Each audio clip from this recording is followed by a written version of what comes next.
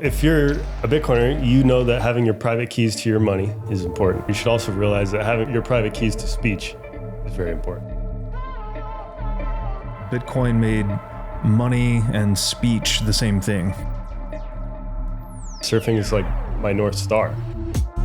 It basically is my schedule. Zero calendar, man. I literally live 100% on a Bitcoin standard down there. 100%. I literally will buy my gas with Bitcoin. I can go surf with my motorcycle in the morning, have a card in my back pocket, load that card with some Bitcoin and go tap to pay for my coconuts when I go back. And sometimes after we surf, we get a croissant. I guess I romanticize surfing still. A wave basically captures the raw cosmic wisdom getting downloaded onto the earth. If you go out there and ride it, you're just like getting this download from the cosmos. I use Bitcoin a disgusting amount that my grandchildren are gonna laugh at me. What do you mean you just sent 1,000 sats to that shitpost meme on Nostr? Bitcoin is the way, Nostr is the way. I don't know if we're all gonna be on this like kumbaya thing or if it's gonna be a fragment. People living Wally World, screen, fat, whatever. We're gonna be in the jungle surfing, using Bitcoin. There's gonna be some people using Ethereum. I don't know, man. It's gonna take generations, of course, to fix, but I think we're gonna be a new type of being.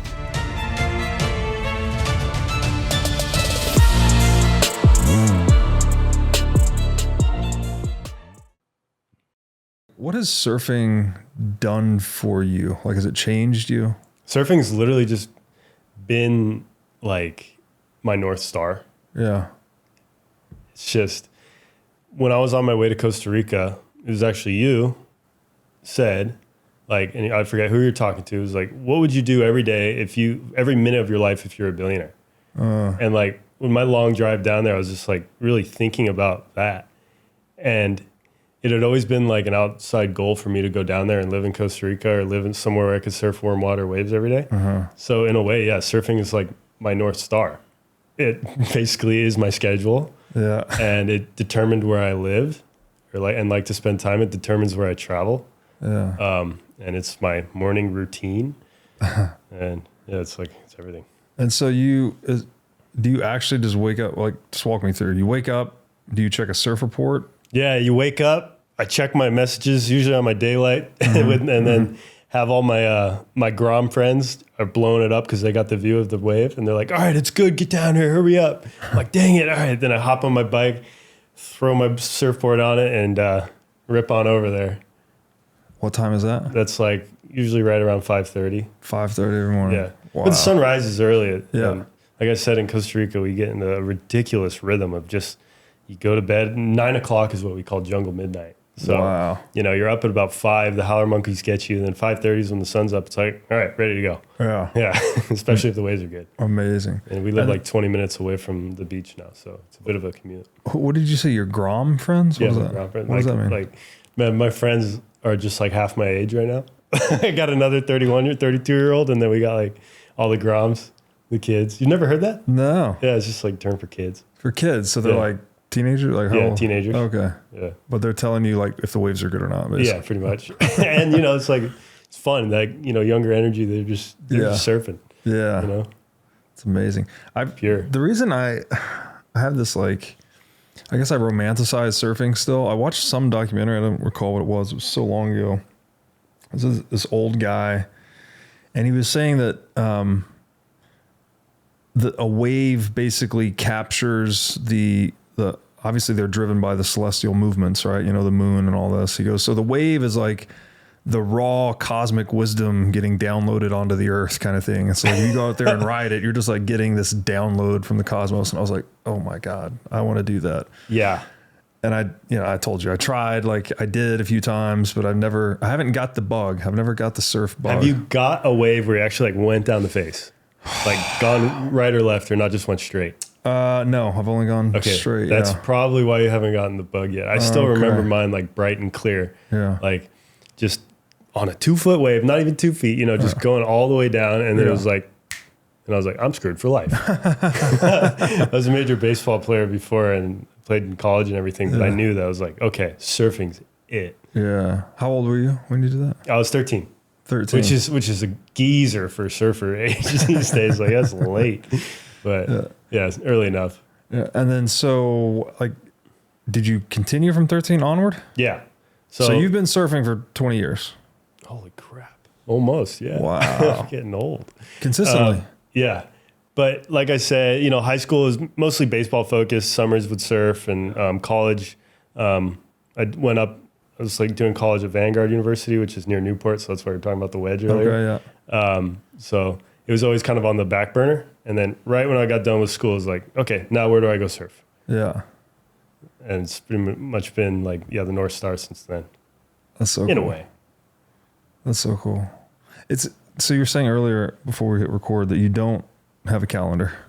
Zero calendar, man. So when you say North Star, you mean like it's your calendar, it's your morning routine. Yeah, it's your like, workout. Yeah, it's that thought like, okay, what's the ultimate thing is like play, right? Mm-hmm. That's what we should all aspire towards, and the surfing is the highest form of play for me. Yeah. The no calendar thing, I don't know, just an overscheduled life does not feel like it's worth living for me. Maybe it's my specific brain. Wow, that sounds like Socrates, the way you said that. Right? The overscheduled life is not worth living. I think he said the unexamined life is not worth living. But same with the overscheduled life. Like, I don't know, because it takes away from what, like a serendipitous moment or just like a little bit of magic and luck and randomness to collide with you. Yeah. If you're always baked into a schedule, but also like, you know, having podcasts every day, that compounds into more luck and fun as well. So maybe I've missed out on stuff from always being so unscheduled. I was gonna say, do you feel the trade-offs at all? Like, cause I mean, I am sort of opposite to you in that way. I have a fairly, I don't know, I'm not other people, but I have a pretty structured calendar throughout the week. Now I also structure in like my workout and free time and try to make sure I do all that stuff. But then once work gets going, you know, it's like, well, work's going. Yeah. So, I mean, with me, there's like a very strong, I need to work, like, you know, signal that goes off in my head when I need to work. And completely nomadic right now, working, just need an internet connection. But there's like a really strong signal that I need to trust. It's not like I'm dependent on anybody else's time to work, except for my one meeting in the morning, which really gets in the way sometimes. But I still love connecting with the boys. But so I just like really trust that. And then it's also funny because the work today is so directly tied to screens. Yeah. And I happen to believe that those are also one of the root cause for a lot of illness and mental disease almost. And discomfort that humans, you know, deal with today. Yeah. So, you know, when I do hear that call, I get in there, but I also like when I know it's been too much, it's like, all right, I got to cut it off now and really try to be intentional about not working as well and not having the phone anywhere near me when it's not work mode time. So you then, what do they say about Americans live to work and Europeans work to live? Like you're more of that work to live side of the spectrum? Yeah, I'm super blessed to just like have work that I'm super stoked on. Yeah. And I guess before I was quote unquote hired, I feel like I was never even hired. I just kind of like joined the team for Primal. I told him like, I'd be doing this no matter what. So just onboarding people to Bitcoin, Nostr. It's what I go to bed just thinking about all day. So I know it's like something I'm here to do, at least in this time of my life. So let's talk about that then. I mean, because people might get the impression like, oh, this guy's like surf guy. He's, you know, doing his thing, but you're also working on some very cutting edge technologies. Yeah. I mean, Nostr, what did you say earlier about, you compared Bitcoin's private key to Nostr's private key. So if you're a Bitcoiner, you know that having your private keys to your money is important. And if you're a Bitcoiner, you should also realize that having your private keys to speech is very important. That's what Nostr is, very basic level. Yeah. So right now our voices are trapped in a lot of different big tech corporations. Yeah. And Nostr frees it. Yeah. Yeah, we had Rabble on the show, and as you know, and he sort of Nostr pilled me, I guess. Call it purple pilled. Purple pilled. Yeah. Okay, purple pilled. I got purple pilled. It's incredible. Like, Rabble, Jack, and the guy who made Truth Social all converging on this Nostr thing. Okay. And they have way more experience thinking about this stuff than I have. Yeah. But they're all converging to work on Nostr. Why? There's got to be something like deeply profound here. Yeah. And early Bitcoiners like Marty, I forget his last name, Marty Malmy, I think. He just released like some conversations with Satoshi, and he's put all his time into Nostr now. It's like, what's going on around here? And it's fun to being on the cutting edge of this. Yeah. And so then Nostr is doing for communication, information, what Bitcoin has done for money.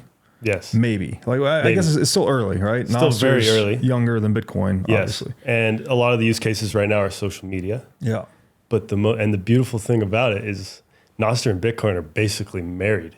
Yeah. So I think taking the purple pill is actually going to be equivalent to taking the orange pill. It makes the orange pill go down smoother is what Derek Ross likes to say.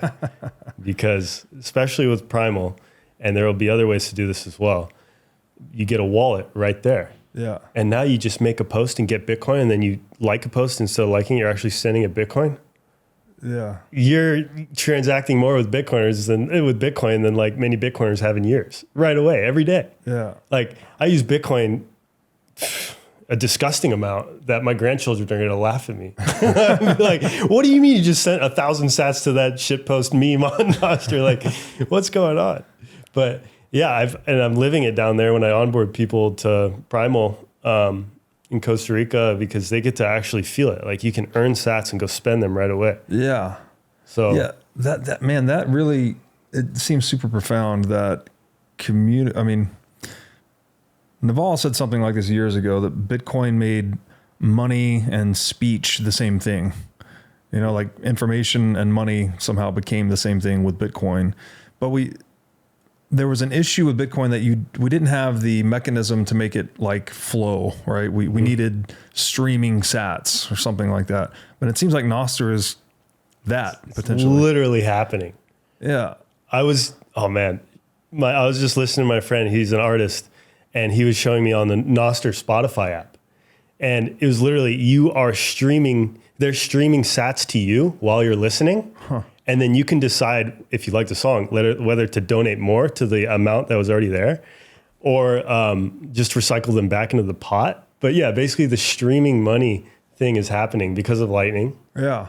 And it's really fun. So what? I don't know what it is. Like actually sending Bitcoin is probably cooler than receiving it. Like it feels good to send value like that, especially with magic internet money.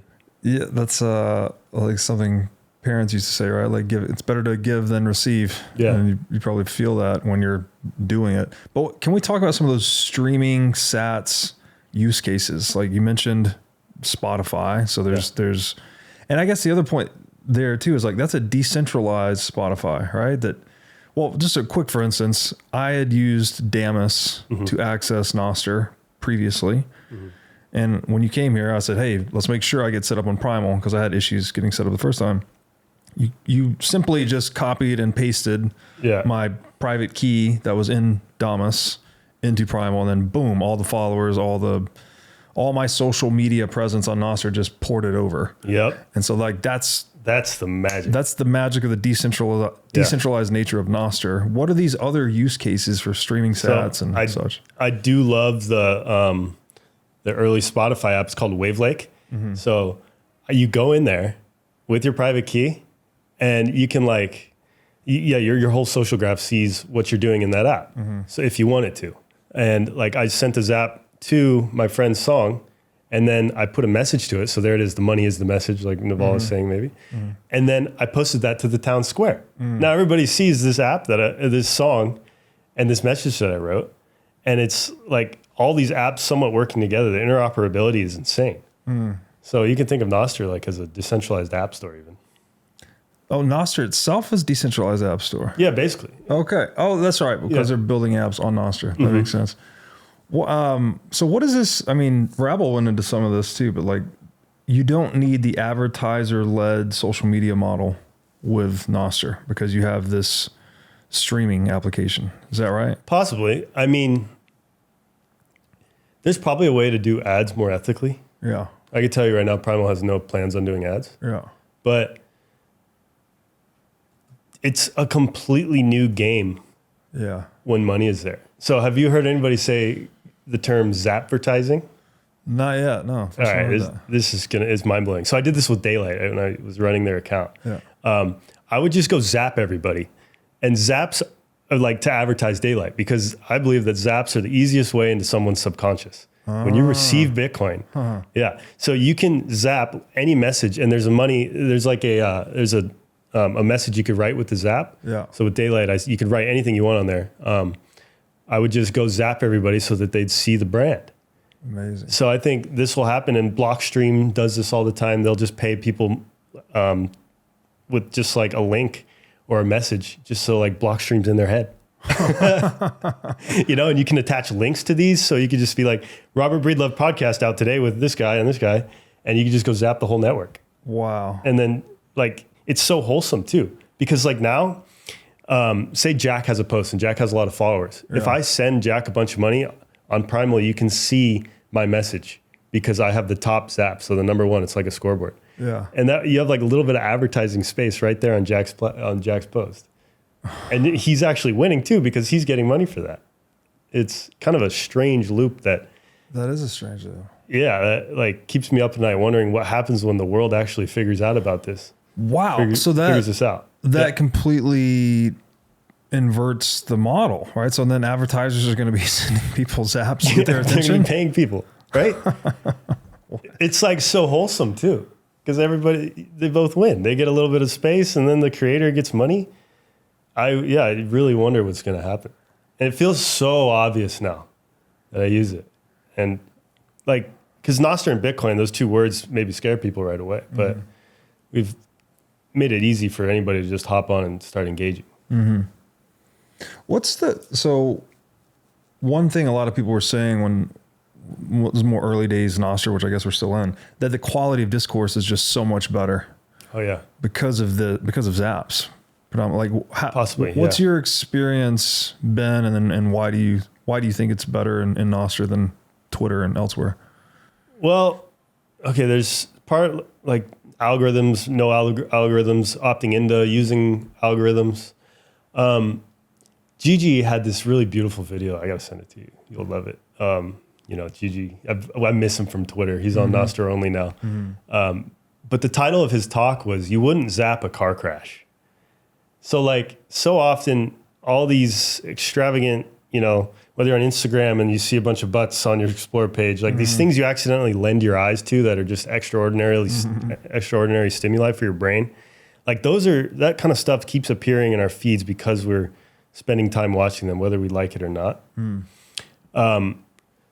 So yeah, maybe that stuff isn't reposted as much. And then back to like the quality of discourse, like, when there is no algorithm that you need to think in order to get more engagement, you just kind of talk to people like they're a human instead of just constantly gaming an algorithm. And you see it now.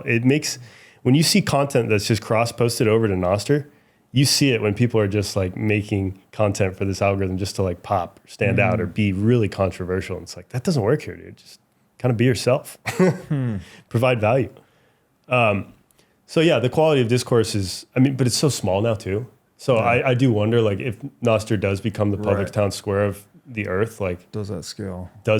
Will it be so wholesome? But just the fact that you can go and use another app that doesn't have any algorithm or has algorithms that you like, I think changes the game profoundly. Yes. Yeah. Just the choice, the agency to choose. Like. Yeah. It's much more free market dynamic sort of thing. Yeah. What Rabble was saying something too about choosing your own algorithm. Yeah, it's coming, and it's here really. Like Primal has a feed marketplace. It's like young for now. Okay. Like the algos aren't that great, to be honest. But the idea is there, and people are building. So yeah, you can just have a chronological feed if you want. You could throw on Primal's like trending 1 hour, 4 hour. You can we'll have AI models run things. We're gonna have like a meme feed. I want to have like a surf feed one day. Yeah, so it's just more control over what you're seeing instead of just hopping in the app and getting blasted. That's what I like to call it. Right. Yeah. So you can choose your content filters. Just whatever mood you're in, serve me up such and such content. Yeah. And within Primal, I got to show you this too. You can actually like create your own feeds and have them at all times. So like if you wanted to see posts that only got 3 zaps, You can have that. If you wanted to see posts that only Jack and Rabble are zapping, you can make a post like that. Huh. Yeah. But you said you can make a post. I mean, you can make a feed like that. Oh, make a feed. Yeah. Oh, so you could create a feed of just the people that you like, whatever post they're liking or zapping. Zapping. Okay. Yeah. So in this world, I guess likes go away. I think. Because a like... I can't tell you the last time I liked anything. A like has no skin in the game. Exactly. Yeah, likes are just this way to inform an algorithm on these legacy platforms. They're nothing. Now it's like, just send 2 sats if you like it. Yeah. 300, however many you want. Wow. Yeah. It's interesting. So is it... And that seems to be like the thing that creates the quality discourse. Well, what comes up for me there is like the like is... Well, it's cheap. It's not cheap. It's free, right? There's no cost basically associated with it. So the person sending the like has no skin in the game. Exactly. But the person sending the zap has at least some skin in the game, even if it's just a couple of sats. Is that it? Just changing that dynamics, like giving people, you're moving actual energy over these informational rails, whereas before it was just information. It's beautiful. It's so cool. I mean, we'll see when it plays out. And I'm sure other platforms are going to integrate it as well. Will it be as magic as just Bitcoin on Nostr? I don't know. But it's definitely a signal because like it's not cheap. It's actually like skin in the game. It's like, right now zaps and reposts, that means you really have skin in the game. And zaps are the only fundamentally new thing that we're doing in social media networks on Nostr. Yeah. But it could be the thing. Yeah. Right? It's so cool. Especially because you could see who zapped it. It's not just random. You like see who it is that's engaging with that. And that's another thing. Like when you have your social graph in all these apps, so like right now, Spotify is its own walled garden. So I don't know what my friends are listening into there unless I like have an account, add them on there. And that's like annoying. And then you got to go make, like on Seed Oil Scout, I got to go make an account on there. And then I don't know who's checking into these restaurants. It's like this random avatar online. Like, I don't know who this guy is, but like you see your friends check into these places. Like I went to this restaurant. Paul said he liked that. Saladino said he liked this restaurant. What? Like it's much different. So like porting your social graph to all these different apps will be a insane game changer as well. That's a great point. I'm also reminded right now of all of just the headache that comes with managing all these different logins. It's ridiculous. With these different platforms. Yeah. But that all goes away. Yeah. NPub. Yours your public key. You and I are just an NPub. And that's, so I used to work for Saladino and that was the most frustrating thing because I was helping him out with his socials. I would have to go into each account just to freaking fire the post off. And that's like, literally, it's just like, feels like my HP's going down every time I go into a different account. And so today I run 11 accounts. Then that's just Primal and Paul. Yeah. Like 11 different accounts to post. I mean, I'm sure there's tools like to, cross post or everything, but I swear it doesn't hit the same when you actually go in the app and do it. But it's absolutely ridiculous. And now it's just NPub. So like Primal wants to be the everything app built on these open protocols. So you'll be able to post whatever your content is and it just goes everywhere. And people will be able to use it. If you just like Twitter style feed, then you can go to this app. If you like a YouTube style feed, you go to this app. But as the creator actually posting, one place. That's the promise of Nostr, and that's what originally sold me. Interesting. So when you say but it's so small right now that it's like, there's a very big use case for the legacy platforms. Sure. Well, just because of the network effect though. Yeah, of course. But minus that, there's no advantage to the centralized platform. I guess there's a convenience advantage. Like if you lose your private key and Primal, then you got to start over and you can't recover it. I assume. Not Primal, but Nostr. Yeah. And there's a lot being built. There's more responsibility basically in any decentralized system, whereas you can outsource that responsibility in a centralized system. Yeah. Use the term NPub. Could you just tell people what that is? So with the difference is then username and password. NPub's your username. Password's your private key. Got it. So it's public private key cryptography. Yeah. Same thing as Bitcoin. Yeah. Just used for communication. Yes. And that's why so many Bitcoiners get it as well. Right away. In Bitcoin, we often dream about the idea of forming citadels, which are independent, self-sovereign communities that have their own energy, food, and water resources. Today, that dream is becoming a reality at the farm at Okefenokee. The farm is a 705-acre regenerative agriculture community located at the Florida-Georgia line near Folkston, Georgia. The farm is known as the healthiest place on earth, and it includes orchards, organic standing gardens, regenerative animal pastures, berry fields, and much, much more. Today, the farm features 25 custom-built cabins and has plans to construct 225 more in the years ahead. The farm has its own food, energy, and water sources and is completely off-grid. So if you're looking to join a Citadel community comprised of sovereign individuals, then go to okefarm.com today to learn more about membership. Make sure to tell them that I sent you for a $21,000 discount on custom cabin pricing. Again, that's okefarm.com to learn more about joining this revolutionary regenerative agriculture community. iCoin Technology has released a slick new hardware wallet. It looks like a mini iPhone with a high-res 3-inch touchscreen and camera on it. The device has no Wi-Fi, no cellular connection, and no GPS. It is an air-gapped hardware wallet which uses QR codes and a camera to communicate with the Bitcoin network. It has a built-in camera which is required for air-gap operation, and it has an optional Bluetooth compatibility. It's really a brand new user interface and user experience for a Bitcoin hardware wallet. iCoin makes self-custody accessible, easy to use, and non-intimidating. It even comes with an optional custom iCoin thermal printer so you can print out the private key and its associated QR code when you're setting up the wallet. This makes setup quick and simple. Also, it is easy to restore the wallet just by reading the seed phrase QR code with the wallet camera.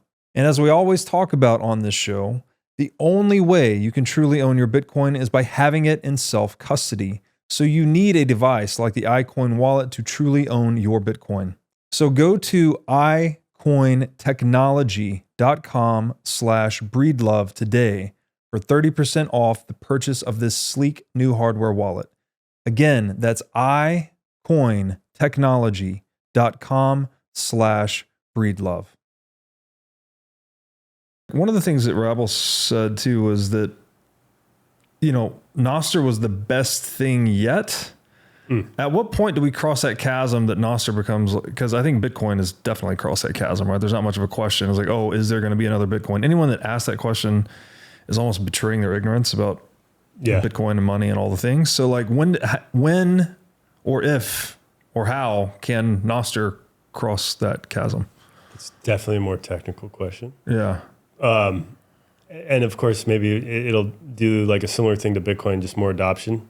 So this is one we're running with. It freaking works. Right. And a lot of people complain about Bitcoin kind of be janky under the hood. Yeah. But it just works. Yeah. Nostr's kind of got similar, aspects to it, I guess, from a technical side, but I don't really know what I'm talking about. Yeah, I see. So it's an adoption thing, though. I think it's an adoption thing. Yeah. And it's damn simple. So like you can just build anything on top of it.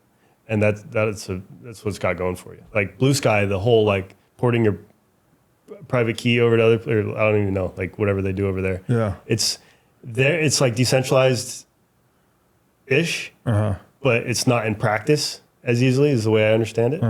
So interesting. Yeah. So what,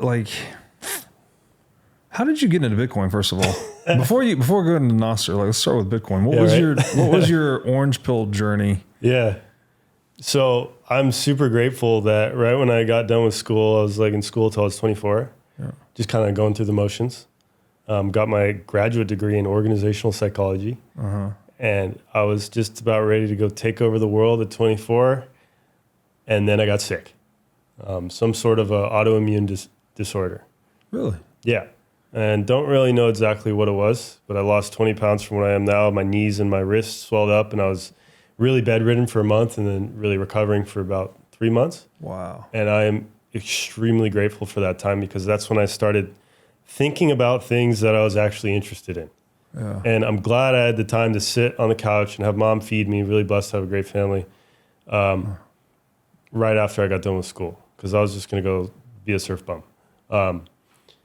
So I found Bitcoin because how am I supposed to make money on the couch? And it's also where I found like the health rabbit hole.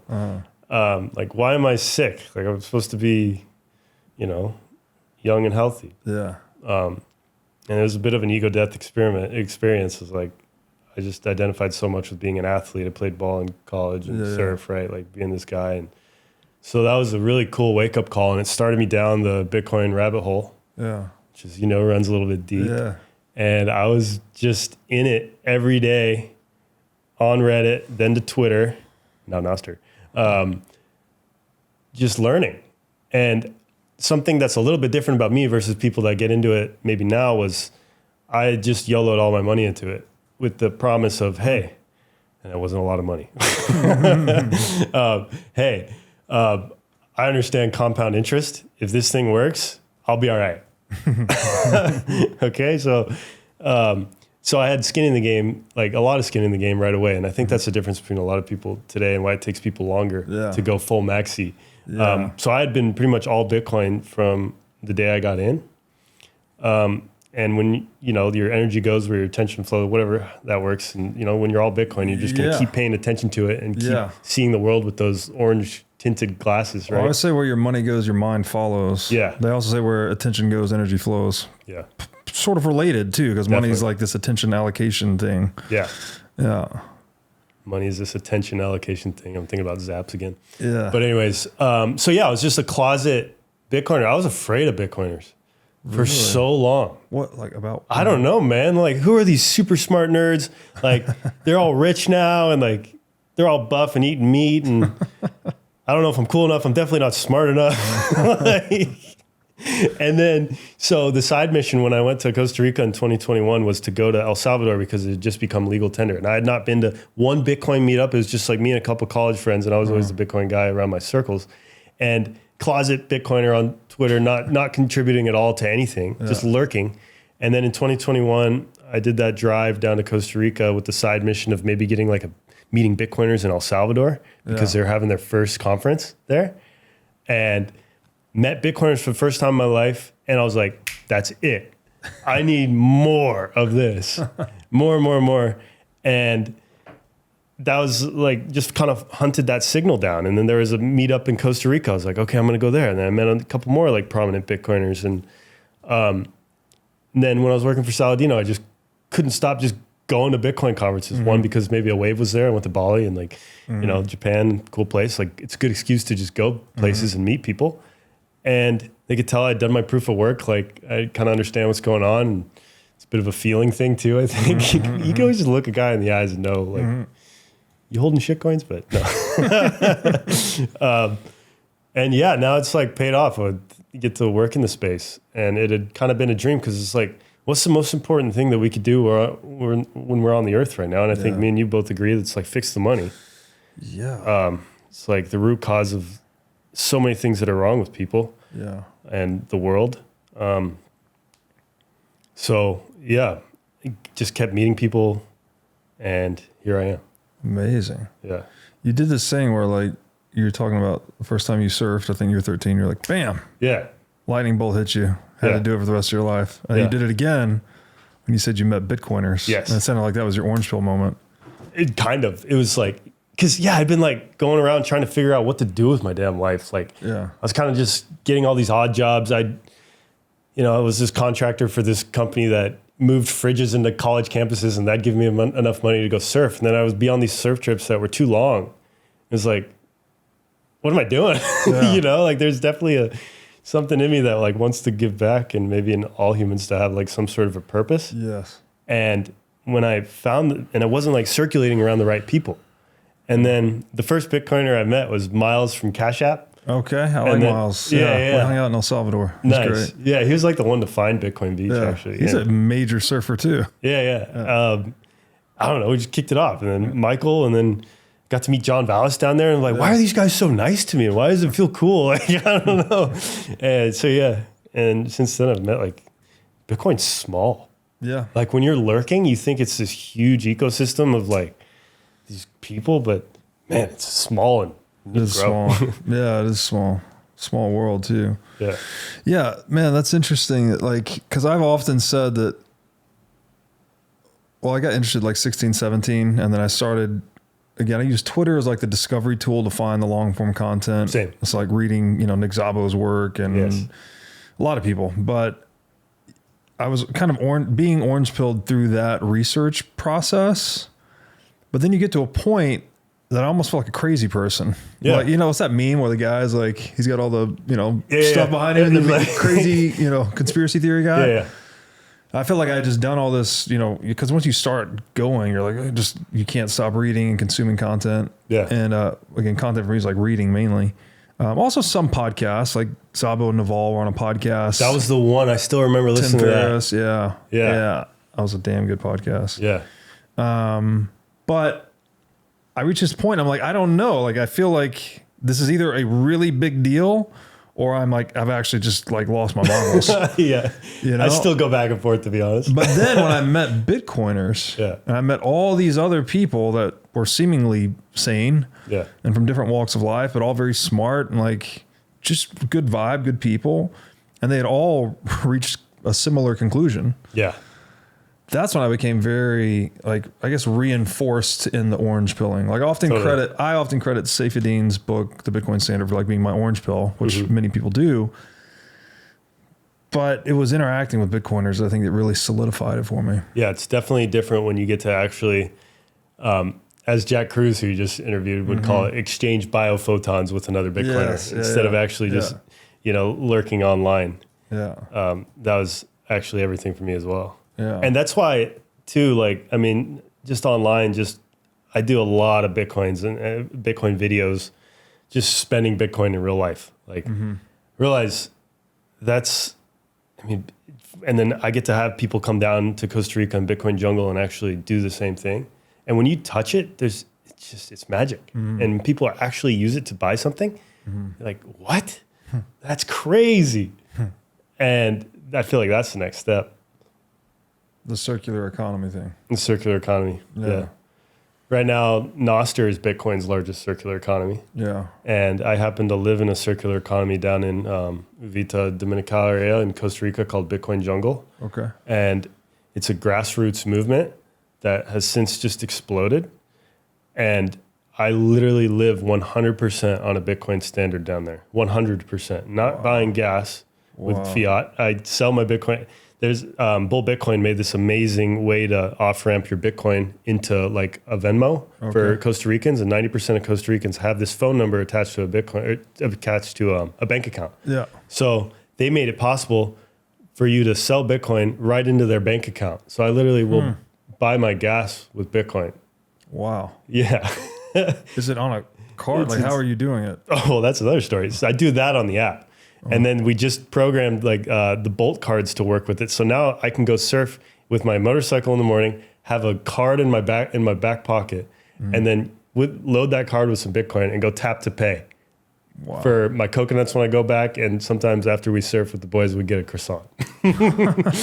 So now I don't even need physical. I don't need internet or my phone to spend in Bitcoin. Wow. And it's like a really cool example of what happens with the grassroots movement as well versus what El Salvador tried to do with the top-down movement. Yeah. Also, the secret sauce, in my opinion, is the on and off ramps, like I was talking about. So they can both, Ticos can receive the Bitcoin and sell it right away for less than what you would, like less percentage than you would have with a credit card machine, like by far. Yeah. Sometimes it's zero fee at all. So there's like no risk to accepting it because they can convert it right away. Mm-hmm. But that doesn't happen. People use the Bitcoin and save it. And yeah. So it's been cool to see and touch and feel and play. That is so cool. Well, you say Bitcoin jungle's exploding. Like, what does that consist of? Like, are there numbers you can put around that? Like, how has it changed, grown? How big is it? I don't know the exact numbers. I just asked the guys for that, but they didn't get back to me in time. But in our little area, in this, like this golden triangle, as we call it, it's like I said, it's just easy to live on a Bitcoin standard, which means that merchants are adopting it, and like it's. I mean, I see like new places every day, and on the map you'll see it's just pins everywhere. Yeah. So that's super cool. What I don't know if I fully understood or we got an answer to this question earlier, but like the trade-offs of like you living this, it sounds like you're living this decentralized lifestyle, if that even makes sense. Like you're obviously living off grid, living on a Bitcoin standard, using Nostr, you're building apps that are built on Nostr. So like you're very cutting edge of the broader movement towards decentralization. But you have this very unscheduled lifestyle too. Like, so how does these two things sound like they're contradictory, right? If you're like, oh yeah, this guy works in tech, you would think he has like a very rigorous, tight schedule, but you're saying no. So like, how do we square these two things? I have no idea. Just freedom. Like, if you have an opinion and you don't live by that opinion, you're a fraud. That's like, right. So I have this really strong opinion that Bitcoin should be the currency of Earth. Mm-hmm. And if I don't use that at all times, how can I talk about it? Damn. And since I have since I have the ability to spend it, like, what am I doing? So I spend, and then same with, I have a very strong opinion, and so does a lot of people, that social media is completely broken and irreparable. And that's the key. You're not, there's like this Buckminster Fuller quote that Lynn Alden zapped me 21,000 sats for, which was cool when I posted it. But it's like, you can't fix a system by repairing the existing system. You got to fix a system by making it obsolete or something like that. So you create a new system. Building something that makes it obsolete. By building something that makes it obsolete. Yeah. So that's exactly what we're doing with Bitcoin and Nostr. Yeah. Social media is broken. Money's broken. Yeah. Here, let's opt into this new system. And that's it. It's opt in. So it's like, come make the leap. Yeah. It's a better world over there. I just posted a video yesterday of like, hey, my eggs are 63% cheaper than they were 2 years ago. Like, you opt into these systems, and I want to show people that you can win with them too. So like, it's cool. Yeah, I tweeted that the other day. It's well, they often talk about Bitcoin as number go up technology, somewhat tongue in cheek, but the better way to put it, I think, that was maybe more digestible for people, is that it's cost of living go down technology. Yeah, it's number go down. I tweeted the same thing. Yeah, you just, it's not that complicated, really. It's like, you know,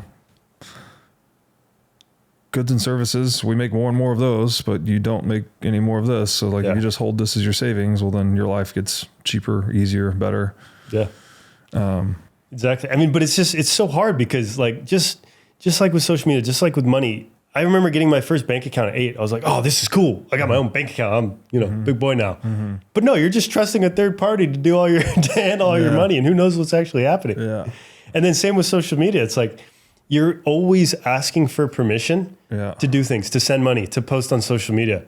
And I think that's like against the human condition. I mean, we named the app Primal because we think that's, I asked our CEO why he named it Primal, and he said, because it's in our true nature to live free as humans. And just not asking permission or thinking about like, will I get banned for this? Like when I was working with Saladino, it was always in the back of our head. And what else was also always in the back of our head is the algorithm. So like, how does that change the way we're communicating as humans? Like from this weird junk food algorithm, or, you know, or this shitty money, like just in between all of our communications. Yeah. And Nostr and Bitcoin is just so pure. Yeah. I'm so happy that they both exist. Yeah. Yeah, for sure. Again, it's sort of the through line between the two of them is how incentives shape our behaviors, right? Yeah. That the algorithm or the threat of censorship or whatever thing causes people to use the technology, to speak on the technology in a certain way. Yeah. Right? Like the threat of censorship, for instance, can cause people to self-censor. Exactly. Right. When people were getting nuked for using the vaccine word, all of a sudden people stop talking about it. Exactly. Yeah. Which, you know, obviously same with money in a different way, but like these are both, we're like trying to unplug ourselves from social engineering by decentralizing or moving onto a decentralized standard. Like it just becomes an actual emergent phenomenon rather than something where someone is trying to engineer outcomes. Yeah, where Nostr is definitely a deprogramming. Yeah. Definitely. It's, like I always wonder how much, we're influenced. Like if I was an alien looking down at us right now, seeing how we communicate and seeing how we do money, you just laugh. Like, hey, the only way you guys communicate is if it's through this third party, which does not have your best interest in mind, which is literally trying to manipulate you on a daily basis, is the only way you guys communicate and share information. Why would they do that? Like why would those humans do that? Yeah. And then, oh wait, you guys are using money that this guy can just like flip a switch or press a keyboard and like manipulate the whole thing, alter the whole existence of it. Yeah. Like, why would they do that? And you don't have to anymore. Yeah, it's the movement toward another way to say decentralization is just peer to peer, right? It's disintermediating communication and money. Yeah. And so that naturally leads to a purer signal in both domains. I mean, I wonder what will eventually happen, like with the whole Nostr thing, but like just the form factor of always being on the screen. That's the other thing you'll look at. Like if you're an alien, why are they always looking at the screen? So like, would we be in the same spot? Because we consume a lot of the information now with these vertical videos, and a lot of it has been maybe manipulated by making content for an algorithm, but maybe it's just because of like the way the screen is too and how immersive it is.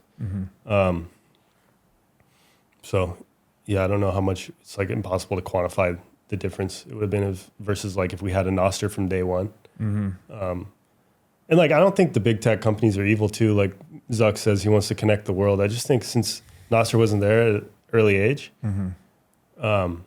that it's become what it is today because follow the money, the incentives. Yeah, of course. Getting paid by the advertisers. Yeah, but then once you're in that position, Zuck's not like embracing Nostr right now, I assume.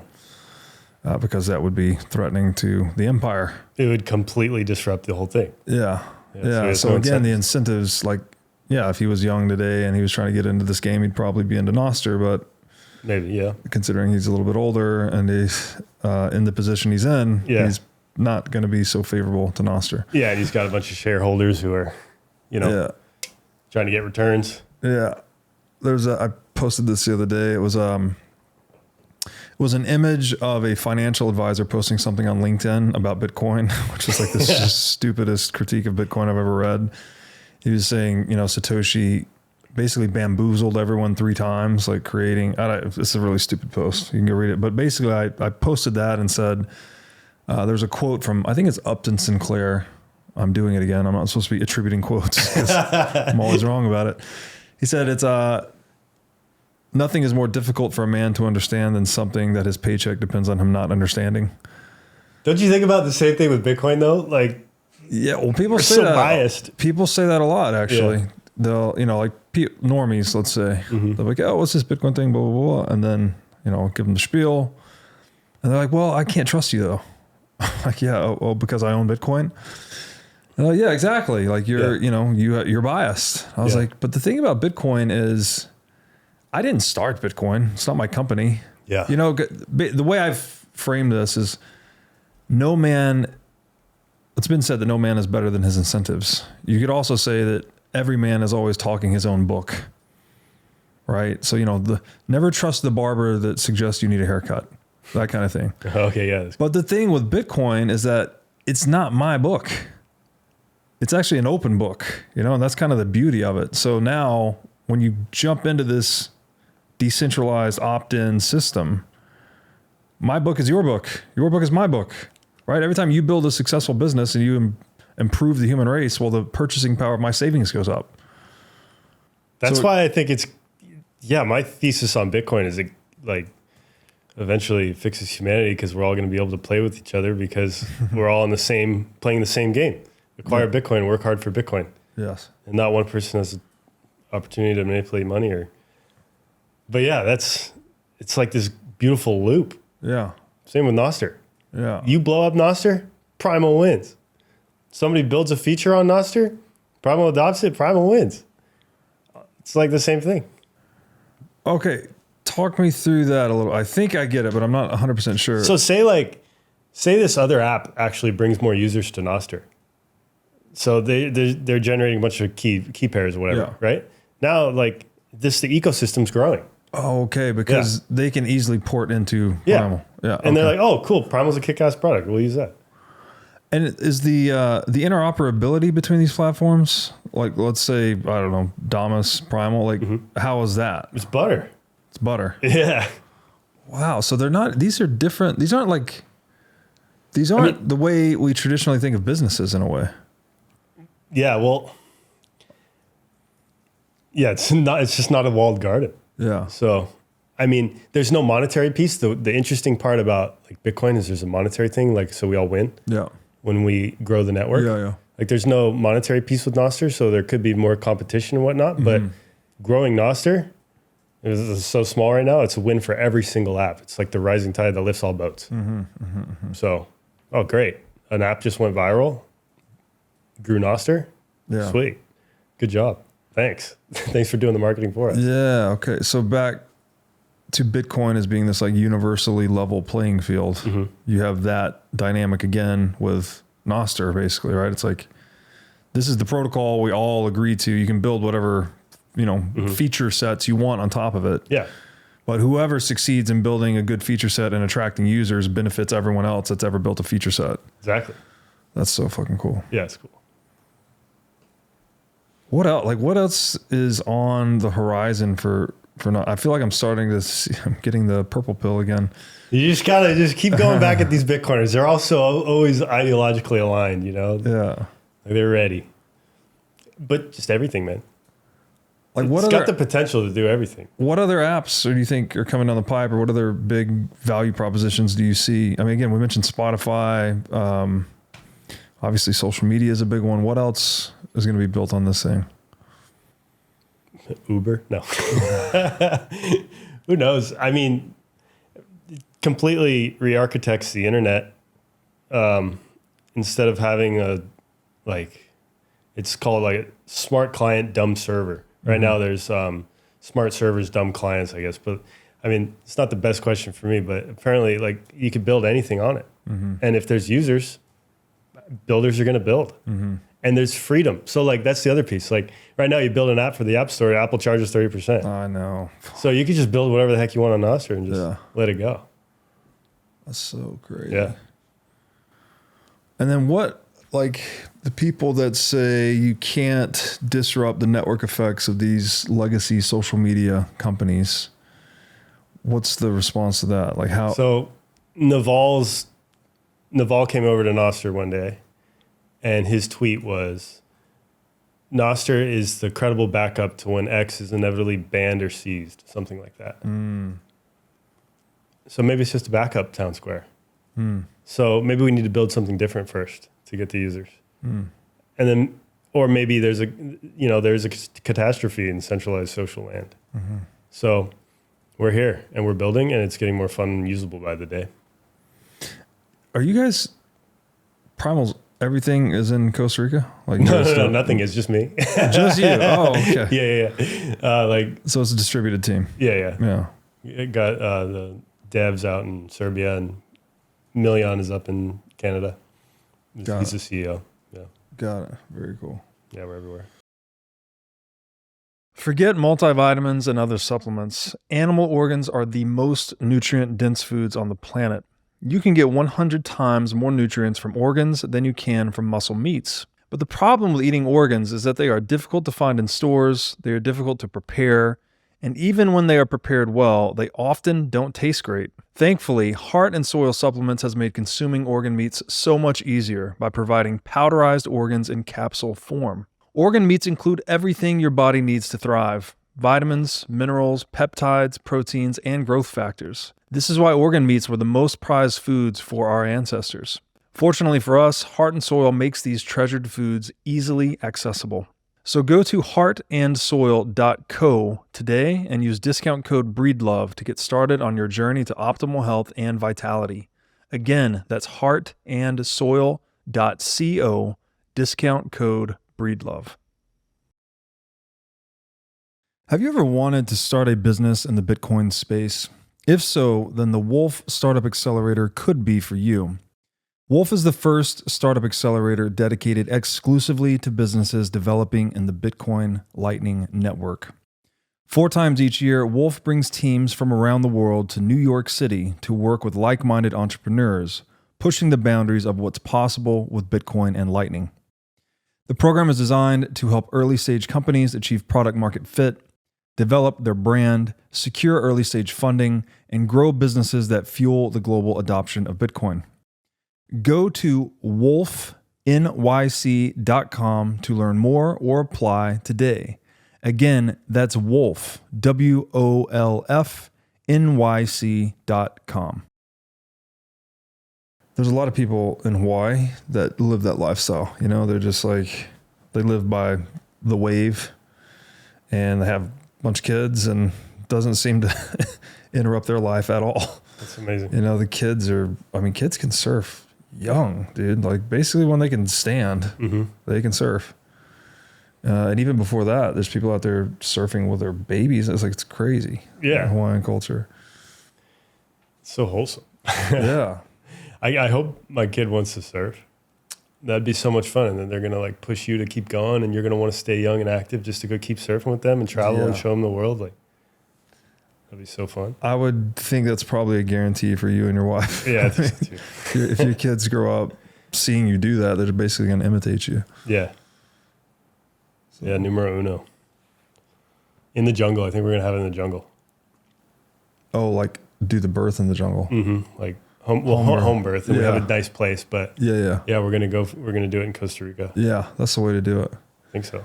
Yeah, home birth, good midwives and doulas and all that stuff. I think definitely better than going to the hospital. Did you guys do home birth? Did, yeah. How'd you prepare yourself for that? Midwives and doula were really important. You know, they basically on game day and before. Yeah, the whole pregnancy. Yeah. They did like coaching stuff throughout. They do psychological stuff for the mother and the father throughout. They were very useful. Yeah. In the beginning, I'm like, what do these people do? You know, you're spending all this money. You're like, what? But then, no, I would highly recommend it to everyone. Okay. Yeah, we've only had one session with the doula, and it was like, whoa, that was cool. Yeah. She took us through like a little meditation, you know, visualizing everything. It was like, whoa. Yes. This is crazy. It's coming. Because like, it's still not real for me, man. Like, yeah, she's fat. I can kind of feel it, but like, it's not real. Like, it's like such a surf bro. Yeah, she's fat. She's a little fat, but she's not fat. We'll see. It is, and well, you'll see. But I think it's the most intense spiritual thing humans can do. Obviously, is like to create other humans. Yeah, I can't like. It's the ultimate thing. Like as deep as I can philosophize, it's like you gotta just have kids. Yeah. Instant meaning right there. Yeah. And my trippiest like experience in life, like before I tried any psychedelic or anything, the most profound trip I had was from Breathwork, and I felt like it was what it was like to have a kid. Oh, really? Yeah, he walked us through to see our older self, and I came out of it like uncontrollably crying. It was insane. Wow. It was amazing. I walked into the breathwork being like, "Oh yeah, I'm a surfer. I can do breathwork. You know, I'm gonna get better lung capacity." And then this guy just totally trips me out, and I had a kid, and I was like, "That's it." Yeah. So I can't wait to see what happens. Was it holotropic breathwork? Yeah, dude, that stuff is gnarly. Absolutely. Like it's probably one of the strongest psychedelics there is. Yeah, I mean, I think I had a full-on DMT trip. Yeah. Yeah. Yeah. We did that, and we've done 2 of those retreats in Mexico. Yeah. 2 men's retreats. And like, I think most of the guys had not done breath work. Myself, I had done breath work before, but this was extra intense. And to see people like you, like go in kind of skeptical, right? Like there's one guy, I won't name his name, but he's like, I think he lived in North Dakota, so he's like a good old boy. He's country. Yeah. He's smart. He's a Bitcoiner, but he's not into the yoga breathwork scene. Mm-hmm. And, dude, he just like completely went into his early childhood and saw things that he hadn't seen before. And then he's like climbing this spiritual mountain. There's other people there helping him up the mountain. And it's like this whole thing. And it unlocked, he's been dealing with a problem with his wife for a long time, and they were trying to figure it out. I won't even name the problem just to protect his privacy, but that was like a breakthrough for him. And that's when I became like I liked doing the retreats, but when I started seeing people have those breakthroughs, I fucking loved doing them. Wow, yeah, it makes it all worth it. Just to see someone have that moment. Yeah. Like what do you describe that as? It is a trip, basically. It was a trip, full on. I mean, yeah, you like get out of your body and see things from another perspective, and it's so cool. He also walked us through to see what is your younger self doing right now, and it was just me throwing the ball against my garage, playing, and that like sense of play. I feel like that's part of my role here is to always be the guy that people can come just play with, and I've tried to really keep that childlike play at all times is what I do. You're doing a great job, man. Well, thank you. Yeah. But yeah, that's cool. You've done 2 retreats now? Yeah, we did two in Mexico. Yeah. And we want to do more, but yeah, we will do more. It's just been like trying to find the right place. I was trying to do something in Miami, but then it's like, it's already almost summertime here, and then nobody wants to come to Miami in the summertime. It's too hot. Yeah, it gets hot and muggy here. Yeah. But there's something, I mean, I just basically lived my last 2 months at the Primal house. We had like a little thing going on in Costa Rica, showing people Primal, Bitcoin Jungle and all that. Basically living like a retreat for the last 2 months. Amazing. It was pretty fun. Yeah. Like always having people around, there's something kind of primal to that. Yes. I mean, because yeah, now the model is like you get done with college and then you go trap yourself in an apartment by yourself. Like, yeah, I make my money to have an apartment Sit by in a myself. cube. But that's like, yeah. Whereas in college, my thought is like, it's the most fun time because you're living with all your friends at all times. Yeah. And we've had that the last couple months in Costa Rica, and it's been a blast. Mm-hmm. Like, yeah, there's trade-offs with everything. And it probably might think a little different when the kid comes out, but it's been so fun. Yeah. One thing I would just like to offer as something you may want to use. Mm-hmm. I don't remember where I heard this, but it was from some documentary about childbirth. People often refer to their unborn child as like, especially if they don't know the gender, they'll say, it or they, something like that. If you refer to it as thou. It had like a nice gravitas to it. It already does. Yeah, I already dig it. Yeah. Thou. Yeah. He or she, no, thou. Yeah. I like that. Hello, thou. No, you don't do that. Yeah. Hello, divine being inside my wife's belly. Yeah. Cool. Use that. How is thou feeling? Stuff like that. Yeah. You guys are going to not know the gender until birth? She wants to know. I kind of want a surprise. So we may do something to figure out the sex. We did go in for an ultrasound like a month ago or something, and thou was covering up, so we couldn't see the sex yet. So I want to keep it a surprise. Yeah. We'll see if it lasts. Yeah. Because if she knows, then I'll probably find out. Do you have an intuition about it? Yeah, girl. In my breathwork journey, it was a little girl. Then it's probably a girl. So we'll see. Yeah, it was strange. Throughout her pregnancy, I was just having all these strange interactions with little girls. Like, they just run up to me and like, hey, like just randomly. I don't know. Or maybe I don't know what it is. It's the spiritual reality that we live in. I had the intuition that I was going to have a girl. And then as I was living in California at the time, just be out and about grocery shopping or whatever. Mm-hmm. And like these little 3-5-year-old girls come up and like, do a little funny thing. What a trip. Yeah. It's just like kind of the universe talking to you, I guess. Okay. Yeah. We'll see in like 3-4 months. Yeah. Yeah. That's super cool, dude. Are you, you guys will stay in Costa Rica? Well, that's the other thing. Cause I don't really live with a plan. Right. And I'm wondering what's going to happen. I've seen so many people come down there with a plan. Yeah. And then it just completely getting obliterated. Dude. So what if you just don't have a plan and, I mean, the whole Bitcoin thing's amazing because it's like, you got this pristine property anywhere you go and you can sell it and change, whatever. So yeah, we're not tied to anything. We don't own anything. That's so cool. So except for like a surfboard and a motorcycle. That was some advice that we received at Burning Man, actually, is like never have a plan. Really? Yeah, you're just supposed to go and enjoy the adventure, like let the adventure lead you where it may. Yeah. And there's something to be said for that. Like back to the play thing you were talking about, the spirit of play. Mm-hmm. There definitely has to be a certain degree of openness to what life offers, right? So. To be playful. Yeah. If you come at it with a plan or you come at it with a predetermined, I don't know, attitude, orientation, or you're trying to get a certain outcome, well, then there's no room for playfulness. Yeah. I think, like, yeah, when I moved down to Costa Rica, it was like, I had this kind of big vision, I think, of what I wanted to kind of do with my time, which is just basically play with my friends, working on something important. I think coming to that realization really helped me, like, say no to a lot of stuff and hold out for something cool to do. Because, yeah, like, and then, well, also, I got a credit Bitcoin because, yeah, the little stack is like, yeah, if it's going to be worth this crazy amount with how bullish I am one day, why would I spend this day, today, the present, doing something I didn't want to do? Of course. Yeah. Or, you know, dating people I don't want to date. Right. Or eating shitty food that'll just make me suffer in the long term.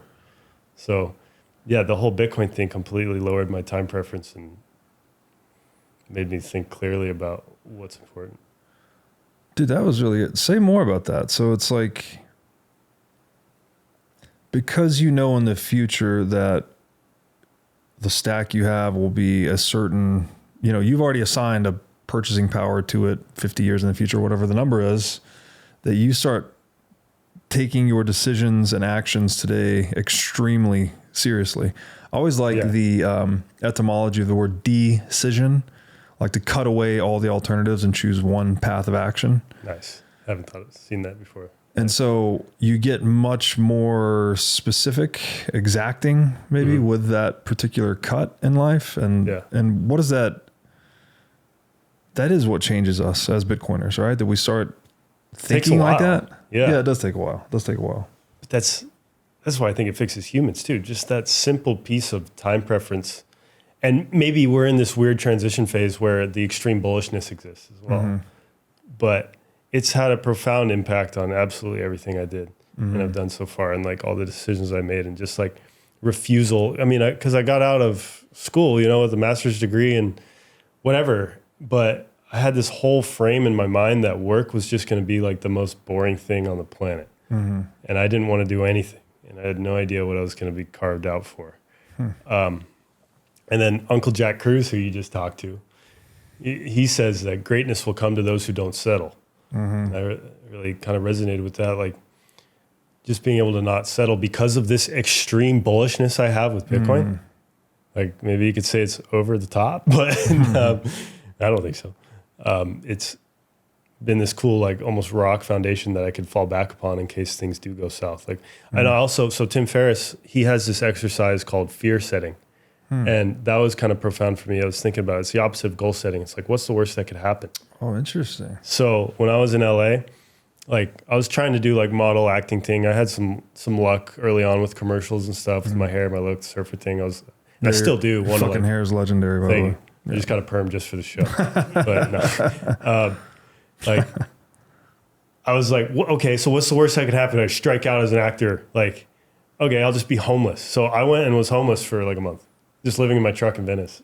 You know, just eating rice and beans. Oh, that's the practice. Yeah, fear setting. Just go do the thing. Yeah, go do the thing. What's the worst that can happen? You eat rice and beans, you got to beg for food, or like, I don't know. But what I found was that like, no, it's not going to happen. One, because you have these friends that care about you, these other humans that want to cooperate and play with you. Yeah. You know, you're an honest, good guy. Yeah. So, yeah, I ended up, it was a powerful experience though, and an experiment. So I'd recommend that. Is that related to Stoicism somehow? I've heard of like the Stoics do this thing called negative visualization, where you imagine that you can do this with anything. As you take a sip of water, you could imagine, what if this was the last sip of water I ever take? And it just kind of, it's a forcing function on your gratitude. You're like, you know, if you knew that it was the last sip of water you would ever take, you'd probably really fucking appreciate it, right? You know, really get that at the end. And you can do it with something more significant, right? Like, it's funny. I've told people this story before, and I often say the more significant example is like to hug your mother.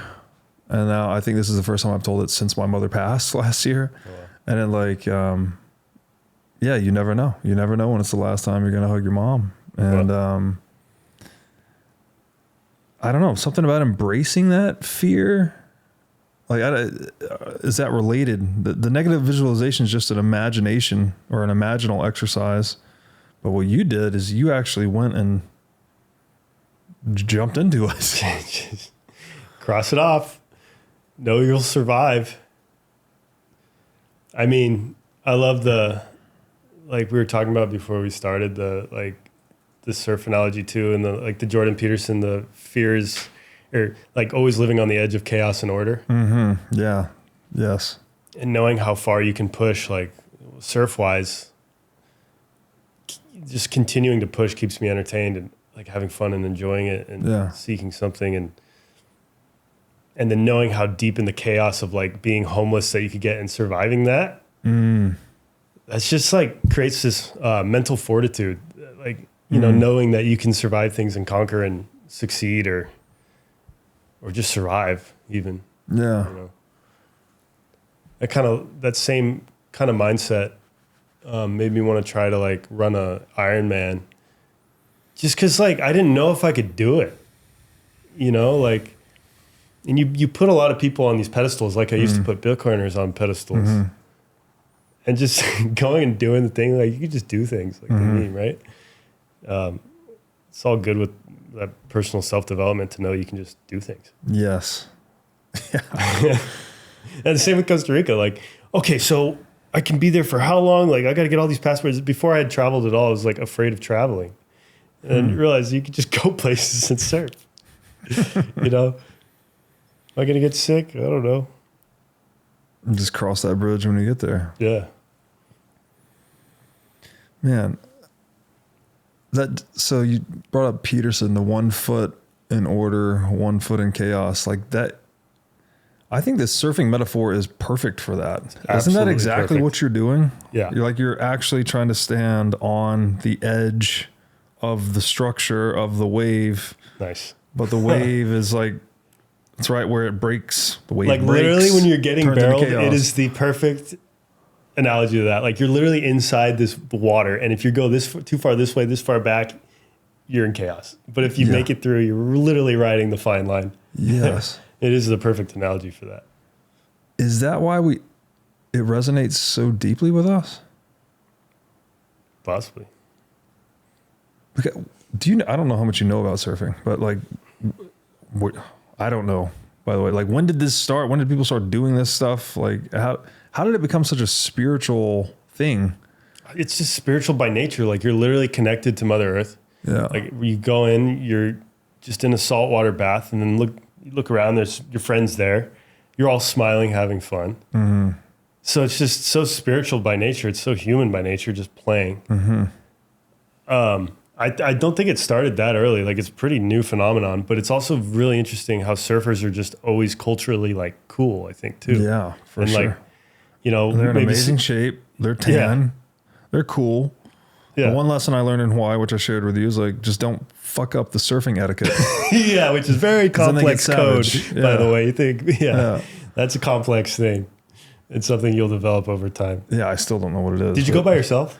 I was by myself. You need a surfing buddy in the beginning, kind of. Yeah. Depending on where you go, you'll probably need a buddy. Yeah. Yeah. Yeah, you need a friend to kind of like show you the ropes. Yeah. Yeah. And it's my dream for like, back to Nostr, for Primal to get all the surfers on there and like zap each other for their cool waves they surf.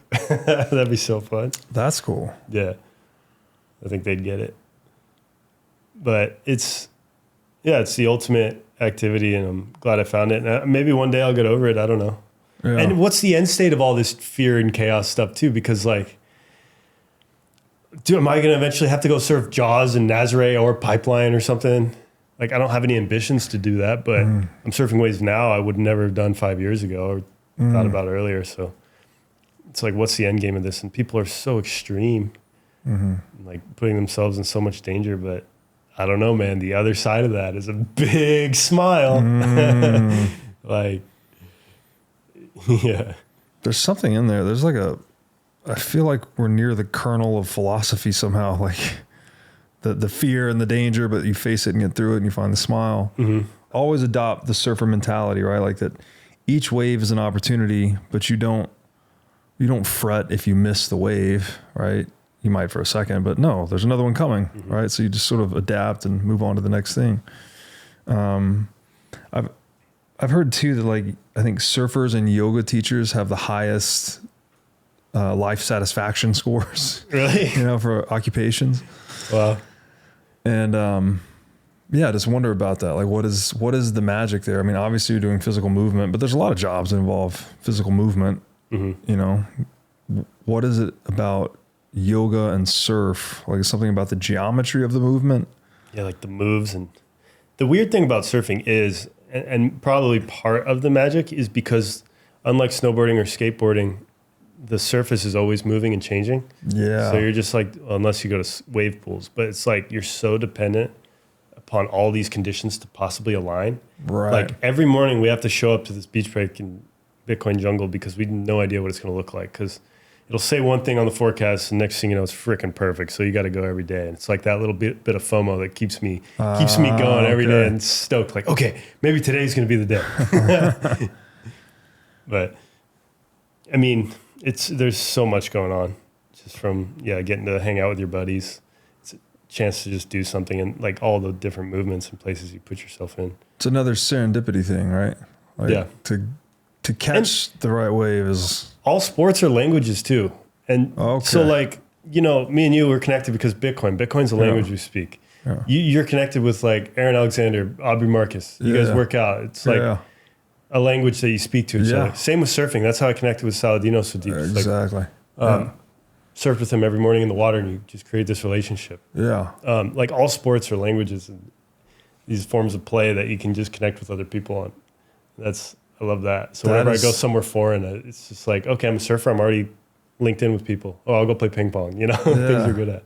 That is some deep shit right there. Yeah. So basically ritual is language too. Yeah. Totally. So interesting. Man, that one actually blew my mind. Let's go. Surfing is language. All physical activity is language. Human action is language. That gets very confusing.